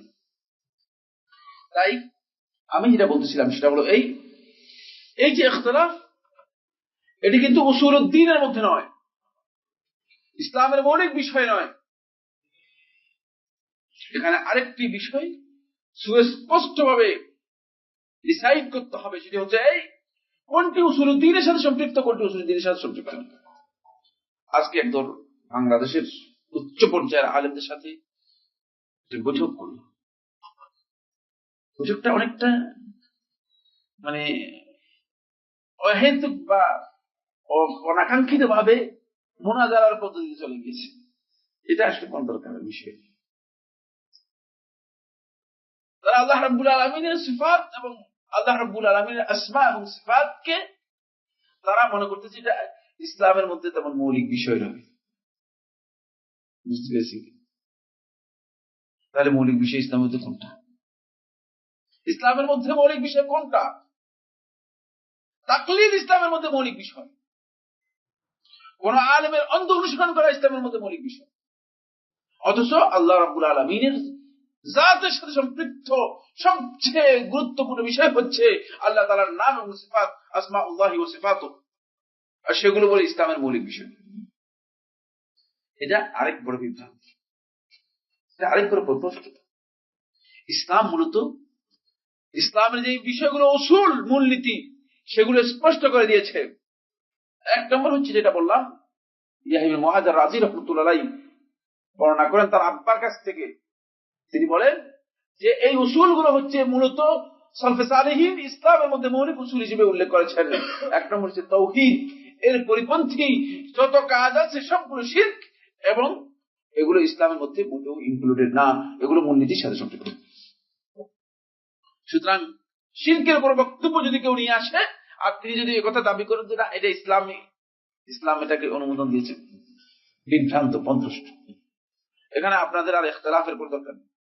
বলে না আসাফুল্লাহ ভাই ইখতিলাফ থাকতে পারে, এই ইখতিলাফকে ইসলাম এলাউ করে, স্পষ্ট বলে দিলাম এটা ইসলাম এলাউ নয়। এটা আপনি বসে সারা জিন্দেগি করতে পারেন, কারণ এটা ইসলামের মৌলিক বিষয়, এখানে ইখতিলাফের কোনো অবকাশ নেই। দুই নম্বর পয়েন্ট হচ্ছে as-সুন্নাহ। রাসূলুল্লাহ সাল্লাল্লাহু আলাইহি ওয়াসাল্লাম সুন্নাহ বলতে মূলত আমরা অনেকে মনে করে থাকি যে শুধুমাত্র মিষ্টি খাওয়া আর কদু খাওয়া এটাকে সুন্নাহ মনে করি। এই কথা গলত। সুন্নাহ হচ্ছে সমস্ত দিনটাকে সুন্নাহ বলা, গোটা দিনটা কামা জাআ মিনাল্লাহি সুবহানাহু ওয়া তাআলা, যেভাবে আল্লাহ রাব্বুল আলামিনের পক্ষ থেকে এসেছে, কামা জাআ বিহি নবী সাল্লাল্লাহু আলাইহি ওয়াসাল্লাম, যেভাবে নবী সাল্লাল্লাহু আলাইহি ওয়াসাল্লাম নিয়ে এসেছেন, এই গোটা দিনটাই হচ্ছে সুন্নাহ। এর মধ্যে একটি মাসআলাও সুন্নাহর বাইরে নাই। এর বিপরীতে যে কাজগুলো সুন্নাহ অনুমোদন দেয় নাই সেগুলো সুন্নাহ হিসেবে সাব্যস্ত করে ইসলামের মধ্যে সেগুলোকে ইনক্লুড করা, এটা হচ্ছে বেদাত। আর এই সব কিছু মূলত ইসলামী শরীয়তের মধ্যে গর্হিত নিষিদ্ধ, এটা মূলনীতির মধ্যে অন্তর্ভুক্ত। এটা মূলনীতি, এটাকে কেউ একথা ধারণা করার সুযোগ নেই এটা না, এটা হচ্ছে মানে মূলনীতি নয়, এটা এর মধ্যে মোটামুটি কম্প্রোমাইজ করা যেতে পারে, অথবা বলা যেতে পারে যেটা মিম্মা ইয়াসুগু ফিহিল ইজতিহাদ, যে সমস্ত ক্ষেত্রে ইজতিহাদ জায়েজ, এমন কোনো বিষয় না, এমন কোনো বিষয় নয়। যদি কেউ ধারণা করে থাকেন তিনি বিভ্রান্ত, তিনি ইসলামের উসুল সম্পর্কে জানেন না, কারণ সুন্নাহর উপর ভিত্তি করে এই দিন প্রতিষ্ঠিত হয়েছে। এই জন্য সুন্নাহর মধ্যে কোরআন ইনক্লুডেড। কোরআন আপনি কোথায় পেলেন? কোরআন তো মুহাম্মদ রাসূলুল্লাহ সাল্লাল্লাহু আলাইহি ওয়াসাল্লাম দিয়েছে, ঠিক না? নাকি এর বাইরে কোনো কিছু? সুতরাং সুন্নাহকে যারা অস্বীকার করে তারা নিশ্চিত কাফের, এই ব্যাপারে কোনো সন্দেহ নেই। সন্দেহ করার কোনো সুযোগ আছে কিনা? যেহেতু ইসলামের মূল নীতি যেটা, সেই মূলনীতিকে অস্বীকার করছে। বুঝতে পেরেছেন? তাদের ব্যাপারে কথা বলার দরকার নেই যে না তারা একটা ইজতিহাদ করে বলতেছে না সুন্নাহর অনুসরণ করা যাবে না, না, তার এই ইজতিহাদের কোনো মূল্য ইসলামের মধ্যে নেই।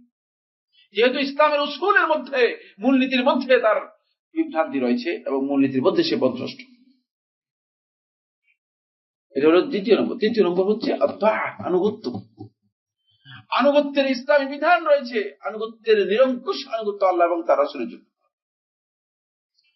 ইসলামের বিধানের ক্ষেত্রে নিরঙ্কুশ আনুগত্য কোন ব্যক্তির জন্য কোনদিন সাব্যস্ত হয়নি। ব্যক্তির জন্য ইসলাম যে আনুগত্য দিয়েছে সে আনুগত্য একেবারেই লিমিটেড, সীমিত। সেটা হয়তো কোরআন এবং হাদিসের আনুগত্যের উপর। বুঝতে পেরেছেন? কারণ আনুগত্যের বিষয়টি অত্যন্ত গুরুত্বপূর্ণ বিষয়। আপনি আল্লাহ এবং তার রাসূলের আনুগত্য করবেন না আল্লাহ এবং তার রাসূলের আনুগত্য বাদ দিয়ে ব্যক্তির আনুগত্য করবেন? এখন কোরআন এবং হাদিসের বক্তব্য বাদ দিয়ে দেখা যায় যে ফুলান এবং ফুলান অমুকের বক্তব্যকে সবচেয়ে বেশি গুরুত্ব দেওয়া হচ্ছে। এটা কিন্তু বিভ্রান্তি, পথভ্রষ্টতা। এটা ইসলামের মূলনীতি কিন্তু।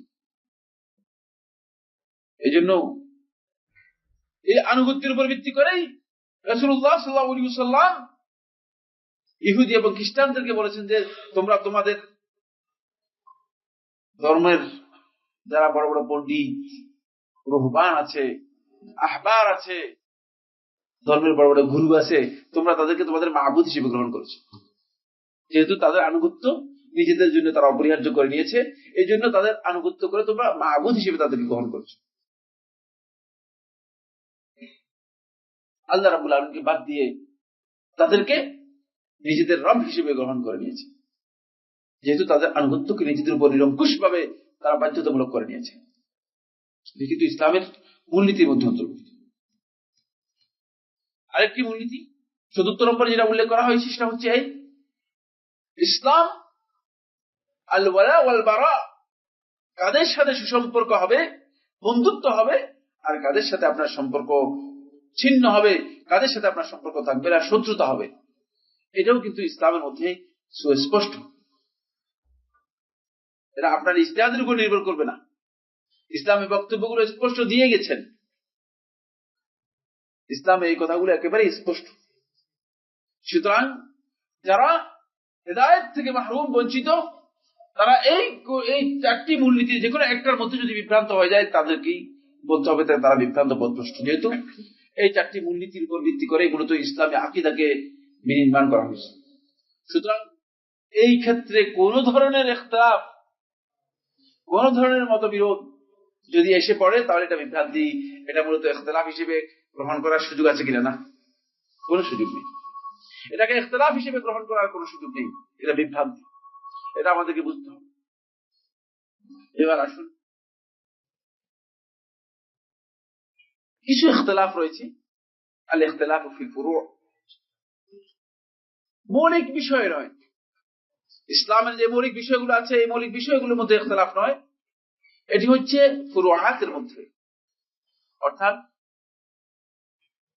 আমলি যে সমস্ত মাসলা মাসাইল গুলো রয়েছে, ফিকহি যে সমস্ত মাসলা মাসাইল গুলো রয়েছে সেগুলোর মধ্যে ইখতিলাফ। বুঝতে পেরেছেন কি? এই ধরনের ইখতিলাফ ফিকহি মাসলা মাসাইলের মধ্যে হওয়ার সুযোগ আছে। কারণ হচ্ছে নস থেকে এটা বোঝার সুযোগ রয়েছে। যেমন ইমামের পিছনে জোরে আমিন বলা আর আস্তে আমিন বলা, এটা ইখতিলাফ হয়েছে। একদল উলামায়ে কেরাম বলেছেন জোরে আমিন বলবেন, আর একদল উলামায়ে কেরাম বলেছেন কি আমিন আস্তে বলবেন। সহিহ বুখারী হাদিসে যখন যাবেন দেখবেন হাদিসের মধ্যে বলা হয়েছে রাসূলুল্লাহ সাল্লাল্লাহু আলাইহি ওয়াসাল্লাম বলেছেন ইযা ক্বালা আল ইমামু ওয়ালাদ-দাল্লিন ফাকুলু আমিন। যখন ইমাম ওয়ালাদ-দাল্লিন বলবে তখন তোমরা আমিন বলো। এখন একদল এই হাদিস থেকে বুঝেন না আমিন বলবে, ইমাম যখন ওয়ালাদ-দাল্লিন বলবে তখন তোমরা আমিন বলবে, তোমরা জোরে বলবে না, যেহেতু এখানে রাসূল সাল্লাল্লাহু আলাইহি ওয়াসাল্লাম জোরে বলার কথা উল্লেখ করেননি। আর তো বলছি না আমরা জোরে বলবো যেহেতু ইমাম সাহেব জোরে পড়েছেন। এটা এই নসকে এভাবে বুঝার কি রয়েছে সুযোগ আছে। এখন এখান থেকে বুঝে আবার অন্য যে নসগুলো আছে সেগুলোকে যখন স্টাডি করবে তখন হয়তো স্পষ্ট হবে যে না, রাসূল সাল্লাল্লাহু আলাইহি ওয়াসাল্লাম তো শুধু এটুকু বলেন নাই, কারণ অন্য হাদিসের মধ্যে রয়েছে ফামাদ্দা বিহা সাওতা, রাসূল সাল্লাল্লাহু আলাইহি ওয়াসাল্লাম তার আওয়াজ লম্বা করেছেন। যদি জোরে না বলতেন আস্তে আস্তে বলতেন তাহলে লম্বা আওয়াজ হতো কিনা? কোন কোন নসের মধ্যে ফাজাহারা বিহা সাওতা, রাসূল সাল্লাল্লাহু আলাইহি ওয়াসাল্লাম তার আওয়াজটাকে কি করেছেন, মানে জোরে করেছেন। বিভিন্ন ধরনের বর্ণনা রয়েছে। যাই হোক, তারপরেও ইখতিলাফ হতে পারে। এই নসের উপর ভিত্তি করে মত পার্থক্য খেলাফ হতে পারে। এই ইখতিলাফটুকু ফুরু এর ক্ষেত্রে এটা কোনো কঠিন ইখতিলাফ নয়। কারণ যারা আমিন জোরে বলতে বলেছেন তারাও বলেছেন আমিন বলাটা মুস্তাহাব, আর যারা আস্তে বলতে বলেছেন তারাও বলছে আমিন বলাটা কি মুস্তাহাব। সুতরাং কেউ যদি আমিন কিয়ামত পর্যন্ত নাও বলে তাহলে তার নামাজ হয়ে যাবে, এই ব্যাপারে কোনো দ্বিমত নেই। বুঝতে পেরেছেন কিনা? দুই গ্রুপের মধ্যে এই ব্যাপারে কোনো দ্বিমত নেই। তাহলে এটা ফুরু এর মধ্যে আমলি ইখতিলাফ, এই ইখতিলাফকে কেন্দ্র করে বড় ধরনের কোনো জটিলতা তৈরি হবে না, বড় ধরনের কোনো বিভ্রান্তি তৈরি হবে না, অথবা হেদায়েত থেকে মাহরুম হয়ে যাওয়ার কোনো সম্ভাবনা নেই। যে ইখতিলাফটুকু আকীদার ক্ষেত্রে বড় ধরনের বিভ্রান্তি তৈরি করতে পারে, বড় ধরনের বিভ্রান্তি তৈরি করতে পারে। এবার আসুন, তাই আমাদেরকে যেটি জানতে হবে সেটা হচ্ছে এই ইসলামের শরীয়তের মধ্যে মূলত ইখতিলাফ দুটি ভাগে বিভক্ত হয়ে গেছে। একটা হচ্ছে উসুলউদ্দিনের মধ্যে ইখতিলাফ, ইসলামের মৌলিক যে উসুলগুলো রয়েছে সেগুলোর মধ্যে ইখতিলাফ, আর একটা হচ্ছে ফুরুউদ্দিন, ইসলামের যে সমস্ত ফরঈ মাসআলা রয়েছে সেগুলোর মধ্যে ইখতিলাফ, যে সমস্ত ফিকহি মাসআলা রয়েছে সেগুলোর মধ্যে ইখতিলাফ। উসুলউদ্দিনের ইখতিলাফ যদি ইসলামের যে মূলনীতিগুলো রয়েছে সেগুলোর মধ্যে হয় তাহলে এটা কিন্তু বিভ্রান্তি। এবং মূলত রাসূলুল্লাহ সাল্লাল্লাহু আলাইহি ওয়াসাল্লাম যখন ইশারা করেছেন ওয়াসাতাফতারিকু উম্মতি ইলা 73 ফিরকা, যে অচিরেই আমার উম্মত 73টি ফিরকায় বিভক্ত হয়ে যাবে, মূলত এটা উসুলের যে ইখতিলাফ সেদিকে বুঝিয়েছেন। বুঝতে পেরেছেন কিনা? উসুলের এই ইখতিলাফ মানে শরীয়তের মূল নীতির মধ্যে যে ইখতিলাফ, এই ইখতিলাফকে বোঝানো হয়েছে। কারণ এর প্রত্যেকটি ইখতিলাফই মূলত ইখতিলাফ নয়, বরং এটা হচ্ছে খেলাফ, এটা হচ্ছে বিবাদ, এবং এর মাধ্যমে হেদায়েত থেকে মাহরুম হয়ে পথভ্রষ্ট হয়ে যাচ্ছে। তাই এই ধরনের ইখতিলাফের কোনো অবকাশ ইসলামের মধ্যে নেই। আমরা যখন ইসলামের ইতিহাসের দিকে যাব তখন আমরা দেখব এই ইখতিলাফ, সেটা ইখতিলাফের উসুল হোক, মূলনীতির মধ্যে ইখতিলাফ হোক, অথবা ইখতিলাফের ফুরু হোক, মানে শরীয়তের ফরঈ ফিকহি মাসআলার মধ্যে হোক, যেখানেই হোক না কেন, আমরা দেখতে পাবো যে রাসূল সাল্লাল্লাহু আলাইহি ওয়াসাল্লামের যুগে এই ইখতিলাফের কোনো অবকাশই ছিল না, কোনো সুযোগই ছিল না।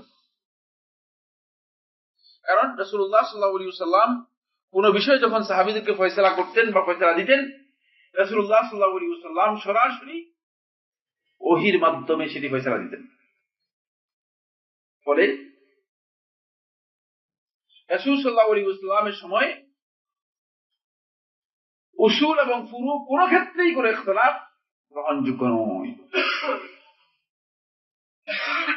আপনি এমন কোন সাহাবীকে পাবেন না যে রাসূল সাল্লাল্লাহু আলাইহি ওয়াসাল্লাম এই কথা বলছে আর আমি রাসূলকে বলছি রাসূল এটা এভাবে হবে, এটা এভাবে হবে, আপনি শুদ্ধ করে নেন, এমন কথা করছে কিনা? হ্যাঁ, সাহাবীরা রাসূল সাল্লাল্লাহু আলাইহি ওয়াসাল্লামের সাথে এই ধরনের কোনো ইখতিলাফ করতে পেরেছেন কিনা? হ্যাঁ, নাউযুবিল্লাহ, কারণ এটা দ্বীনের বিষয়। সুতরাং রাসূলুল্লাহ সাল্লাল্লাহু আলাইহি ওয়াসাল্লামের সময় আদৌ এই কথা চিন্তা করার অবকাশ নেই, সুযোগ নেই যে ইখতিলাফ উসুল অথবা ফুরু কোন ক্ষেত্রেই হতে পারে। বুঝতে পেরেছেন কিনা? কেউ যদি এটা দাবি করে যে রাসূল সাল্লাল্লাহু আলাইহি ওয়াসাল্লামের সময় ইখতিলাফ ফুরু এর ক্ষেত্রে হয়েছে, সেটি গলত। কারণ রাসূলুল্লাহ সাল্লাল্লাহু আলাইহি ওয়াসাল্লাম কোন বিষয় যদি সাহাবীদের সাথে কোন ব্যাপারে দ্বিমত করতেন বা কোন কারণে মানে দ্বিমত কেউ পোষণ করতো, রাসূল সাল্লাল্লাহু আলাইহি ওয়াসাল্লাম যেটা ফয়সালা দিতেন সেটাই হতো হক। বুঝতে পেরেছেন কিনা? এখানে কিনা সাহাবীর কথাও গ্রহণযোগ্য হতে পারে এমনটা বলার কোনো সুযোগ আছে কিনা? যেহেতু ফয়সালা একমাত্র করতেন কে?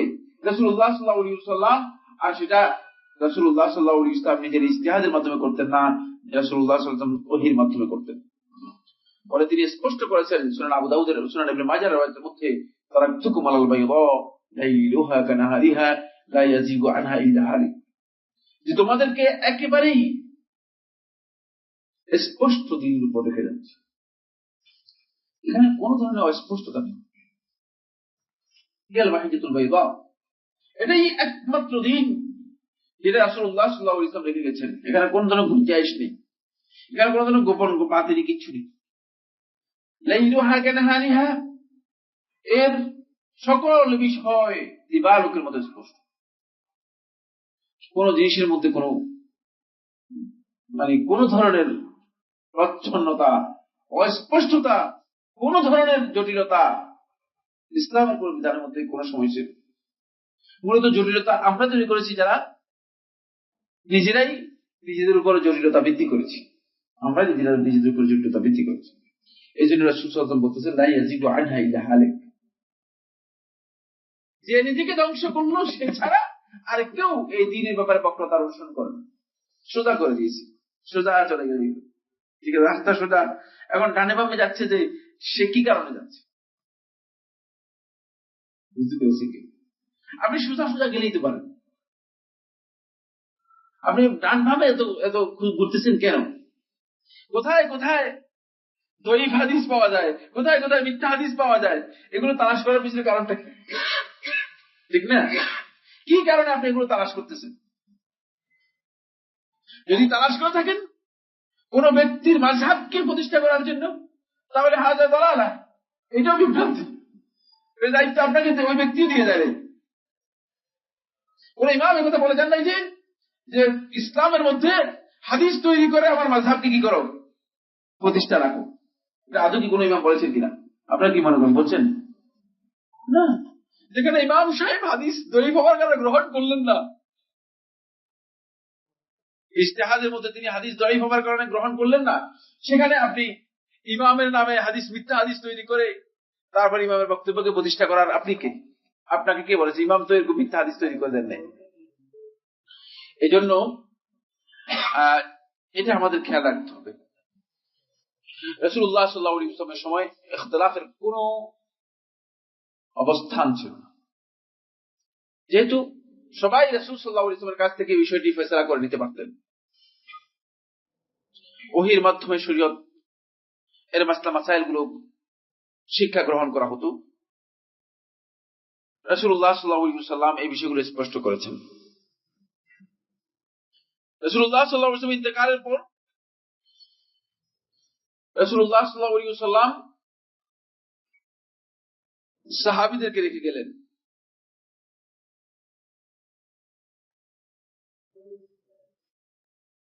সাহাবীরা যারা ছিলেন তাদের মধ্যে মূলত ইসলামের এই মৌলিক বিষয়গুলো নিয়ে তেমন কোনো ইখতিলাফ তৈরি হয়নি। কোন কোন বিষয়ে সাহাবীদের কাছে যদি ব্যক্তিগতভাবে কোন বিষয় সম্পর্কে জানা থাকতো, রাসূল সাল্লাল্লাহু আলাইহি ওয়াসাল্লাম তারা সেভাবে আমল করতেন।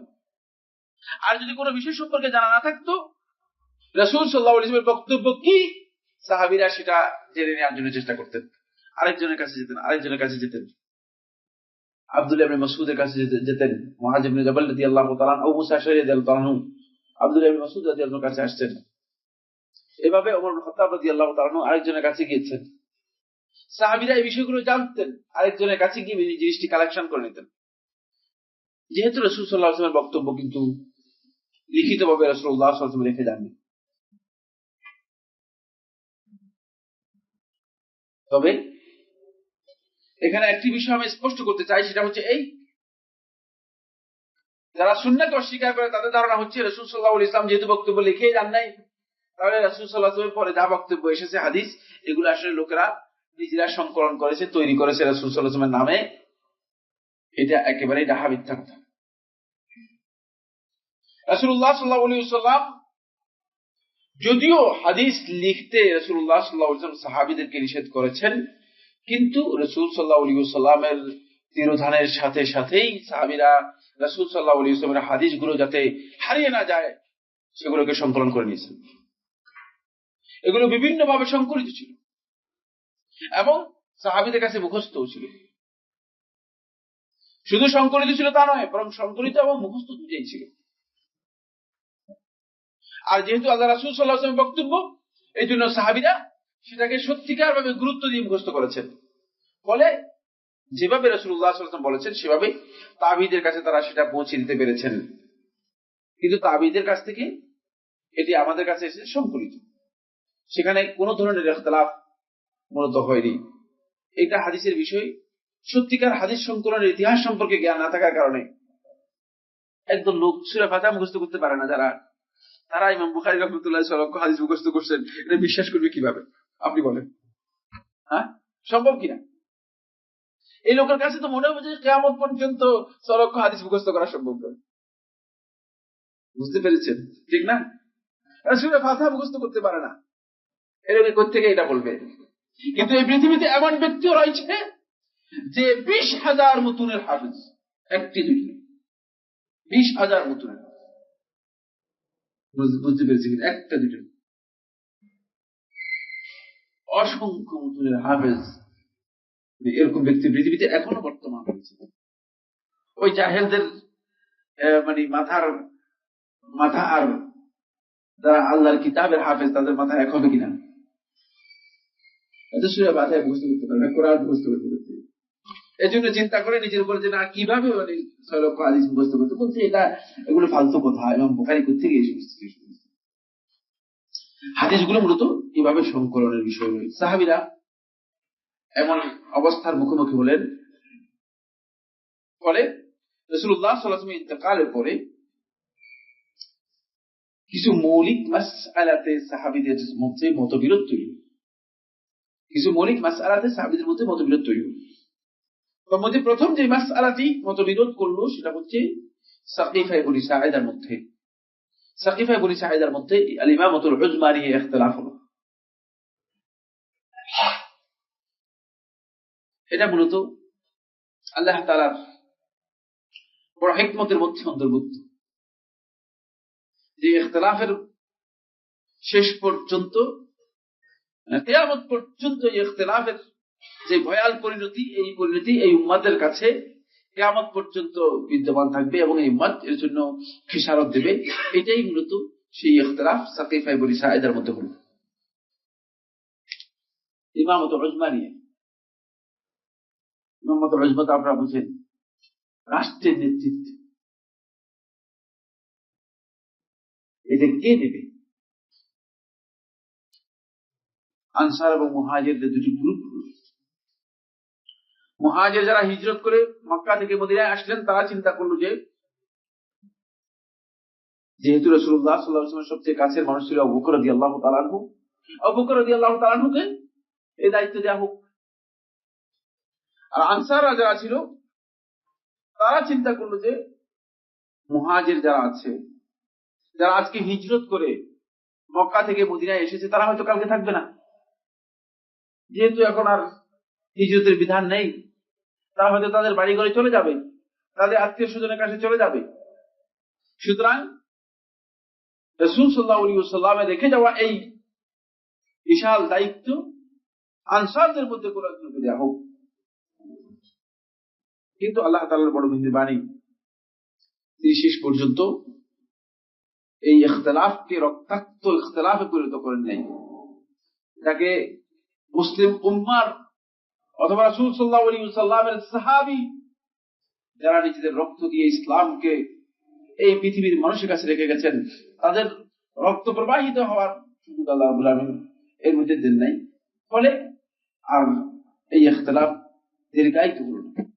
সাকিফায়ে বনি সাঈদার মধ্যে ওই দিনেই আল্লাহ রাব্বুল আলামিন সমাধান করে দিলেন আবু বকর রাদিয়াল্লাহু তাআলা আনহুর বায়াতের মাধ্যমে। যদিও একদল রাফিজি সম্প্রদায় এটি ধারণা করে থাকে যে আলী ইবনে আবি তালেব রাদিয়াল্লাহু তাআলা আনহু সেদিন যেহেতু উপস্থিত ছিলেন না, তিনি বায়াত করেন নাই, এবং এই ধরনের বক্তব্য দিয়ে আবু বকর রাদিয়াল্লাহু তাআলা খেলাফতের বিষয়কে কলুষিত করার জন্য চেষ্টা করে থাকে। এটি রাফিজিদের একেবারেই একান্ত বক্তব্য এবং বানাও বক্তব্য। কারণ আলী ইবনে আবি তালেব রাদিয়াল্লাহু তাআলা থেকে আদৌ কোনো বর্ণনা বা দলিল সাব্যস্ত হয়নি তিনি আবু বকর রাদিয়াল্লাহু তাআলা খেলাফতের ব্যাপারে বায়াত গ্রহণ করেন নাই, বরং এটি সাব্যস্ত হয়েছে যে তিনি বায়াতের বিষয়টি স্বীকৃতি দিয়েছেন। এটা শর্ত নয় যে মানে সেখানেই থাকতে হবে, সেখানে হয়তো তিনি ছিলেন না, কিন্তু তিনি আবু বকর রাদিয়াল্লাহু তাআলা বায়াত যেটি হয়েছিল এই বায়াতের বিষয়টি তিনি স্বীকৃতি দিয়েছেন। ফলে মুসলিম উম্মার মূলত যে সমস্ত বিষয়ে মুসলমানরা সবচেয়ে বেশি আজকে বিপদগ্রস্ত, সমস্যাগ্রস্ত এবং রক্ত প্রবাহিত হচ্ছে, তার মধ্যে এটা হলো সবচেয়ে মৌলিক বিষয়। রাষ্ট্রীয় ক্ষমতা নিয়েই এখন সবখানে ধ্বংস এবং মুসলমানদের রক্ত আজকে প্রবাহিত হচ্ছে মূলত এর উপর। ফলে আল্লাহ তাআলার মেহেরবানি হয়েছে যে রাসূল সাল্লাল্লাহু আলাইহি ওয়াসাল্লামের সাহাবীরা যারা রাঈলুল আউয়াল, প্রথম যুগের যারা মানে ধারক বাহক, তাদের রক্ত আল্লাহ তাআলা প্রবাহিত করেন নাই এই ঘটনার কারণে। আল্লাহ তাআলা মেহেরবানি করেছেন। এই ইখতিলাফটুকু ওই সাকিফায়ে বনি সাঈদার মধ্যেই আল্লাহ রাব্বুল আলামিন নিষ্পত্তি করে দিলেন এবং সেখানে ফয়সালা হয়ে গেল। এর মাধ্যমে সাহাবীদের যুগে যে ইখতিলাফ গুলো হয়েছিল মূলত এর অধিকাংশই তাৎক্ষণিকভাবে, যেহেতু তারা ওহীর খুব দ্বার প্রান্তে ছিলেন, নবী সাল্লাল্লাহু আলাইহি ওয়াসাল্লামের কাছে ছিলেন, এই ইখতিলাফ গুলো তাদের উপর বড় ধরনের প্রভাব সৃষ্টি করতে পারে নাই। আরেকটি বিষয় হচ্ছে সেখানে মুনাফিকদের কোনো বড় ধরনের নেটওয়ার্ক কাজ করতে পারেনি। এটা তো আল্লাহ রাসূল সাহাবী। আমাদের মাঝে যেমন মুনাফিকরা খুব সহজেই নেটওয়ার্ক নিতে পারে, বুঝতে পারেন কিনা, কিন্তু এটা তো সাহাবীদের মধ্যে সম্ভব ছিল না। ফলে মুনাফিকদের নেটওয়ার্ক কাজ করতে না পারার কারণে সেখানে আর এই ঘটনাটুকু ঘটে নাই। কিন্তু যেখানেই মুনাফিকদের নেটওয়ার্ক, আমরা সামনে আলোচনা করবো ইখতিলাফের বিষয়, যেখানে মুনাফিকদের নেটওয়ার্ক কাজ করেছে সেখানে কি হয়েছে, ওই মুসলিম উম্মার রক্ত প্রবাহিত হয়েছে। সেখানে আল্লাহ রাসূল সাল্লাল্লাহু আলাইহি ওয়াসাল্লামের অত্যন্ত কাছের মানুষ, তার নাতি হোসেন ইবনে আলী রাদিয়াল্লাহু আনহু পর্যন্ত শহীদ হয়েছে। এটি ইনশাআল্লাহ তাআলা পরবর্তীতে আমরা আলোচনার মধ্যে আসবো। মোদ্দা কথা যেটা এই আজকের আলোচনার মধ্যে আমরা বলতে চাই সেটা হচ্ছে এই মূলত ইখতিলাফের এই বিষয়টি আলেমদের ক্ষেত্রে, ফুরু'এর ক্ষেত্রে, শরীয়তের মৌলিক বিষয়গুলো বাদ দিয়ে শরীয়তের ফিকহি যে সমস্ত মাসলা মাসাইলের ক্ষেত্রে কখনো কখনো ঘটতে পারে, এবং সেক্ষেত্রে ঘটলে লোকদের বিভ্রান্তির কোনো কারণ নেই, সেটা বিভ্রান্তি হিসেবে বিবেচিত হবে না। তবে একথা বলছি না যে ইখতিলাফ তাহলে করার জন্য একটা পথ করে দিলাম, সামনে আলোচনা মধ্যে যে বিধান সম্পর্কে ইনশাআল্লাহ তাআলা। হাযা ওয়া সাল্লাল্লাহু আলা নবিয়িনা মুহাম্মদ ওয়া আলা আলিহি ওয়া আসহাবিহি ওয়া সাল্লাম। আজকে প্রশ্ন না দিলে হয়, যেহেতু নামাজ আমি ওইদিকে গিয়ে পড়ার জন্য আমার তো কাজ আছে। আমাদের মহল্লা একটি গ্যারেজে আযান দিয়ে 5 ওয়াক্ত নামাজ হয়। এখন প্রশ্ন, মসজিদ যাবার ফজিলত কি এখানে পাওয়া যাবে? হ্যাঁ, নামাজ পড়লে ফজিলত পাবেন না কি জন্য? নামাজের জন্য শর্ত না যে মানে 4-5টা খুঁটা দিয়ে মসজিদ তৈরি করতে হবে। গ্যারেজ এটা নামাজের জন্য যদি খাস করা হয়ে থাকে এবং জামাত হয়ে থাকে তাহলে এটাই মসজিদ। ওয়াজু'আলাত লিয়াল আরদু মাসজিদা, আল্লাহ রাব্বুল আলামিন গোটা পৃথিবীকে আমার জন্য মসজিদ করে দিয়েছে। বুঝতে পেরেছেন কিনা?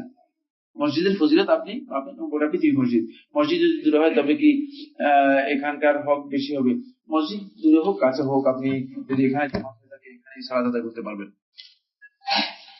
আল্লাহ না চাইলে কি কিছু অস্তিত্বে আসে না, তাই মৌলিক অস্তিত্ব একটি, এই যুক্তিতে কেউ ওয়াহদাতুল উজুদ ওয়াহদাতুল উজুদের বক্তব্য এটি নয়। আল্লাহ না চাইলে কোনো কিছু অস্তিত্বে আসে না, এই কথা সত্য। যেহেতু মানে ইজাদের জন্য, অস্তিত্বে আসার জন্য মুজিদ মানে অস্তিত্ব দানকারীর প্রয়োজন রয়েছে, তিনি হচ্ছেন আল্লাহ সুবহানাহু ওয়া তাআলা, কোনো সন্দেহ নেই। কিন্তু এর অর্থ এই নয় যে মুজিদ যিনি অস্তিত্ব দান করেছেন আর মওজুদ যেটা অস্তিত্বে এসেছে দুইটা এক হতে হবে। বুঝতে পেরেছেন কিনা? বাধ্যতামূলক নয়। আর মুজিদ থেকে যদি মওজুদ যেটাকে অস্তিত্বে আনা হয়েছে, দুইটা শব্দ বুঝতে পেরেছেন কিনা? মওজুদ মানে যিনি অস্তিত্ব দিয়েছেন, যিনি অস্তিত্বে এনেছেন, আর মওজুদ হচ্ছে ওই বস্তু যাকে অস্তিত্বে আনা হয়েছে। যদি ওই মওজুদ মুজিদের অংশ হয়ে থাকে তাহলে মুজিদ অপরিপূর্ণ। বুঝতে পেরেছেন কিনা? তাহলে মুজিদ অপরিপূর্ণ, মুজিদের তো পরিপূর্ণতা নেই। বুঝতে পেরেছেন? মওজুদটা মুজিদের অংশ হয়ে গেছে, তাহলে দুটি জিনিস এক। মূলত এই ওয়াহদাতুল উজুদের এই বক্তব্য সম্পূর্ণরূপে কুফরি। এই বিষয় সম্পর্কে আমরা আলোচনা করেছিলাম, হয়তো আপনারা কি এই প্রোগ্রাম ছিলেন কিনা আমি জানি না। ওয়াহদাতুল উজুদকে ইজতিহাদের বিষয় বলা, আমি বলেছি ওয়াহদাতুল উজুদ আল্লাহ রাব্বুল আলামিনের অস্তিত্বের সাথে সম্পৃক্ত বিষয়। এটি সম্পূর্ণরূপে বিভ্রান্তি, এটি মানে ইজতিহাদের আওতার মধ্যে আনার কোনো অবকাশ তার মধ্যে নেই, কারণ এটি ইজতিহাদি বিষয় না, এটি ইজতিহাদি বিষয় না। সিফাতের অর্থ ব্যাখ্যা করা এবং সিফাতের সিফাতকে তাহরিফ করা, এই দুটি কাজ কিভাবে পার্থক্য করব? সিফাতের উপর আমাদের যে আলোচনা হয়েছে সে আলোচনাটা শুনে নেবেন। সিফাতের ব্যাখ্যা করা, এটা হলো এই ব্যাখ্যা কিসের ভিত্তিতে করেছেন? যদি ব্যাখ্যা সিফাতের আপনি করেন সেটা কিসের ভিত্তিতে করেছেন? কোরআন এবং হাদিসের ভিত্তিতে নাকি আপনার প্রবৃত্তির ভিত্তিতে? যদি প্রবৃত্তির ভিত্তি করেন এটা হচ্ছে অপব্যাখ্যা।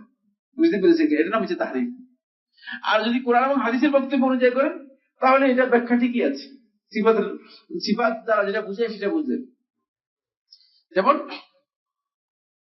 আল্লাহ রাব্বুল আলামিনের ইয়াদ, এটাকে যদি আপনি শক্তি মনে করেন, আল্লাহ তাআলার ক্ষমতা মনে করেন, আল্লাহ তাআলার অনুগ্রহ মনে করেন, তাহলে আপনাকে দলিল দিতে হবে যে আদৌ কি আল্লাহ রাব্বুল আলামিন কোথাও তার ইয়াদ দিয়ে দলিল এটা বুঝিয়েছেন কিনা যেটা আল্লাহর ক্ষমতা বোঝানো হয়েছে। যদি তা না হয় থাকে তাহলে মনে করতে হবে যে আপনার এই ব্যাখ্যা শুদ্ধ নয়, এই ব্যাখ্যা শুদ্ধ নয়, এটা অপব্যাখ্যা। আল্লাহর নিকটে থাকা মানে জ্ঞান দ্বারা নিকটে থাকা, এটা তাহরিফ নয়, এটা আল্লাহ রাব্বুল আলামিনের মানে আল্লাহ রাব্বুল আলামিনের কোরআনের বক্তব্য। ওয়া না'লামু মা তুওয়াসবিসু বিহি নাফসু, ইলমের কথা বলে দিয়েছেন। আয়াতের প্রথমে বলেছেন, শেষে বলেছেন। বুঝতে পেরেছেন কিনা? সুতরাং ইলমের কথা এই আয়াতের প্রথম এবং শেষে থাকার কারণেই এটা হচ্ছে মূলত আল্লাহ রাব্বুল আলামিনের কোরআনে কারীমে বক্তব্যের মূল কথা। যেহেতু ইলমের কথা আল্লাহ সুবহানাহু ওয়া তাআলা আগে বলে দিয়েছেন, পরে বলেছেন যে মানে আমি তোমাদের কাছে আছি, এর অর্থ হচ্ছে আমার ইলম তোমাদের কাছে আছে। এটি কোরআনের মধ্যে স্পষ্ট বক্তব্য এসেছে। ওয়া না'লামু মা তুওয়াসবিসু বিহি নাফসু ওয়া নাহনু আকরাবু ইলাইহি মিন হাবলিল ওয়ারিদ। এখানে ইলমের কথা বলা হচ্ছে। আল্লাহ তাআলা কথা বলেন না যে না মানে আমি নিজেই চলে আসছি। এই আয়াতের শুরু থেকেই পড়লে এটা আপনার কাছে স্পষ্ট হয়ে যাবে। আসসালামু আলাইকুম। কিছু তরুণ যুবকদের মধ্যে একটি ধারা বা প্রবণতা দেখা যাচ্ছে যে তারা দাবি করছে যে তারা আকীদায় সালাফি কিন্তু ফিরকায়ে হানাফি। এই ধরনের অবস্থান কতটুকু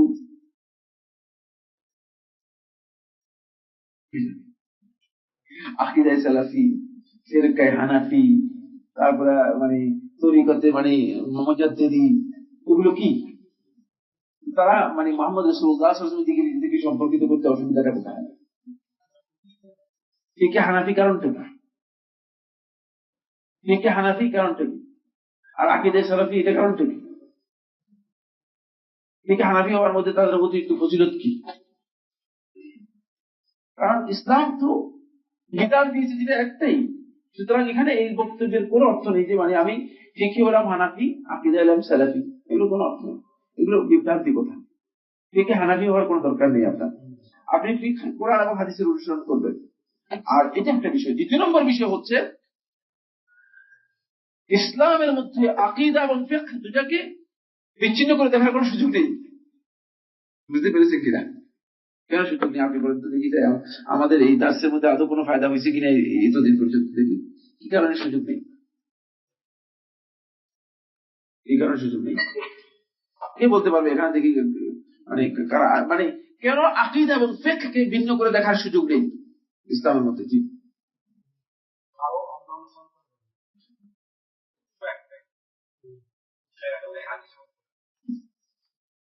না আমরা আমাদের এই আকীদা ক্লাসগুলোতে ফায়দা হয় নাই, অহেতুক সময় নষ্ট করলাম মনে হচ্ছে যে কিছু দিয়ে।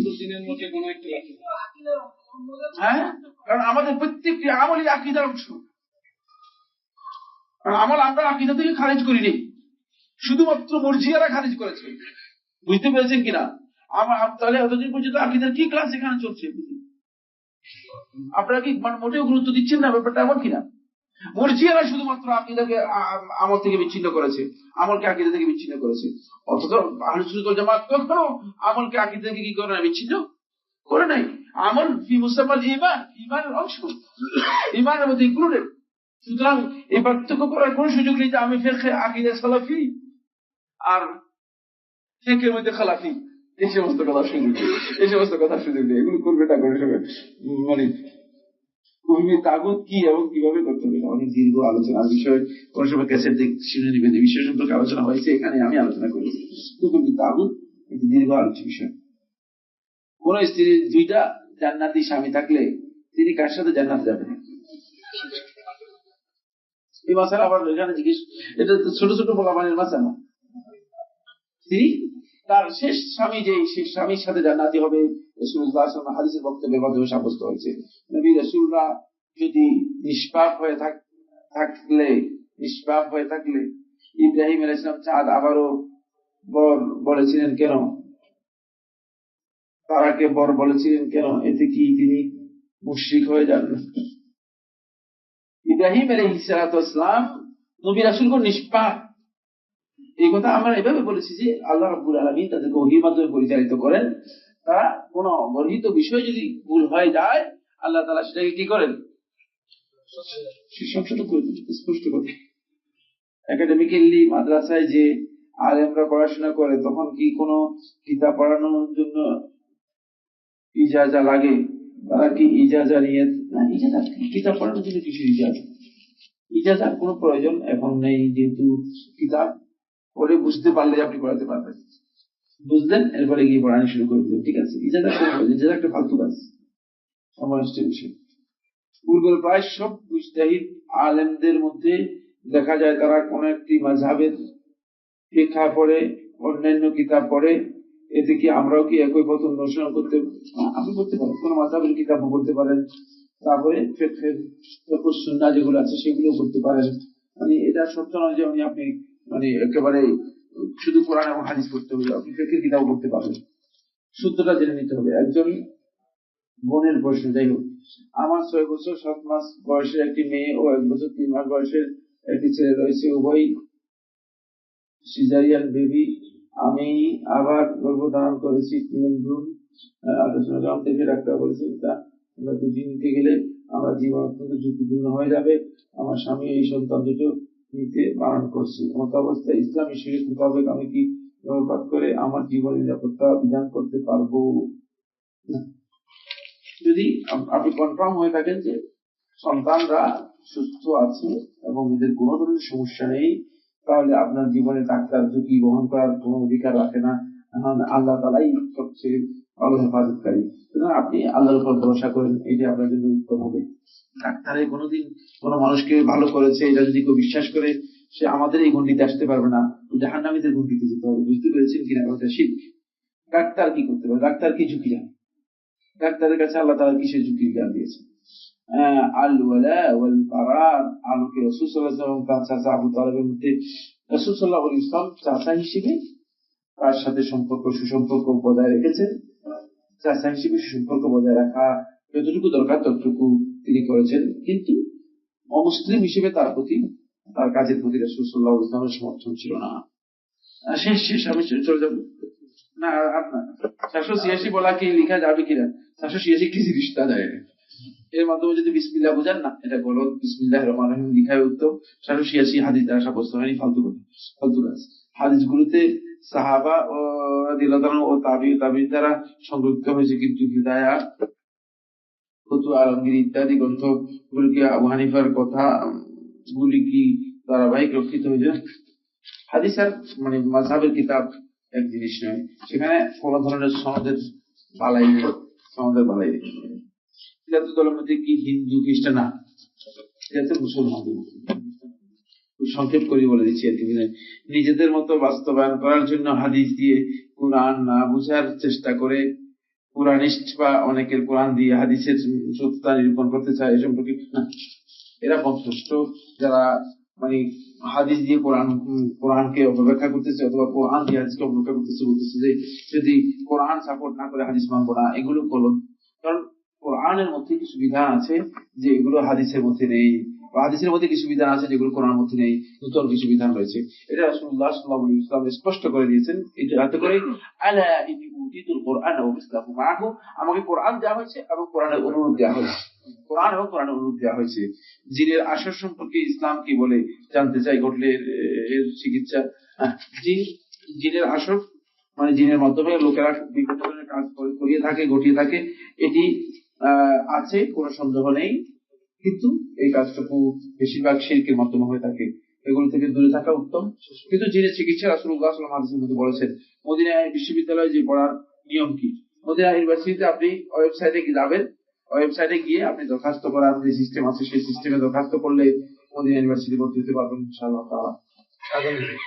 আজা ওয়া সাল্লাল্লাহু আলা নবিয়িনা মুহাম্মদ সুবহানাল্লাহ। কিছু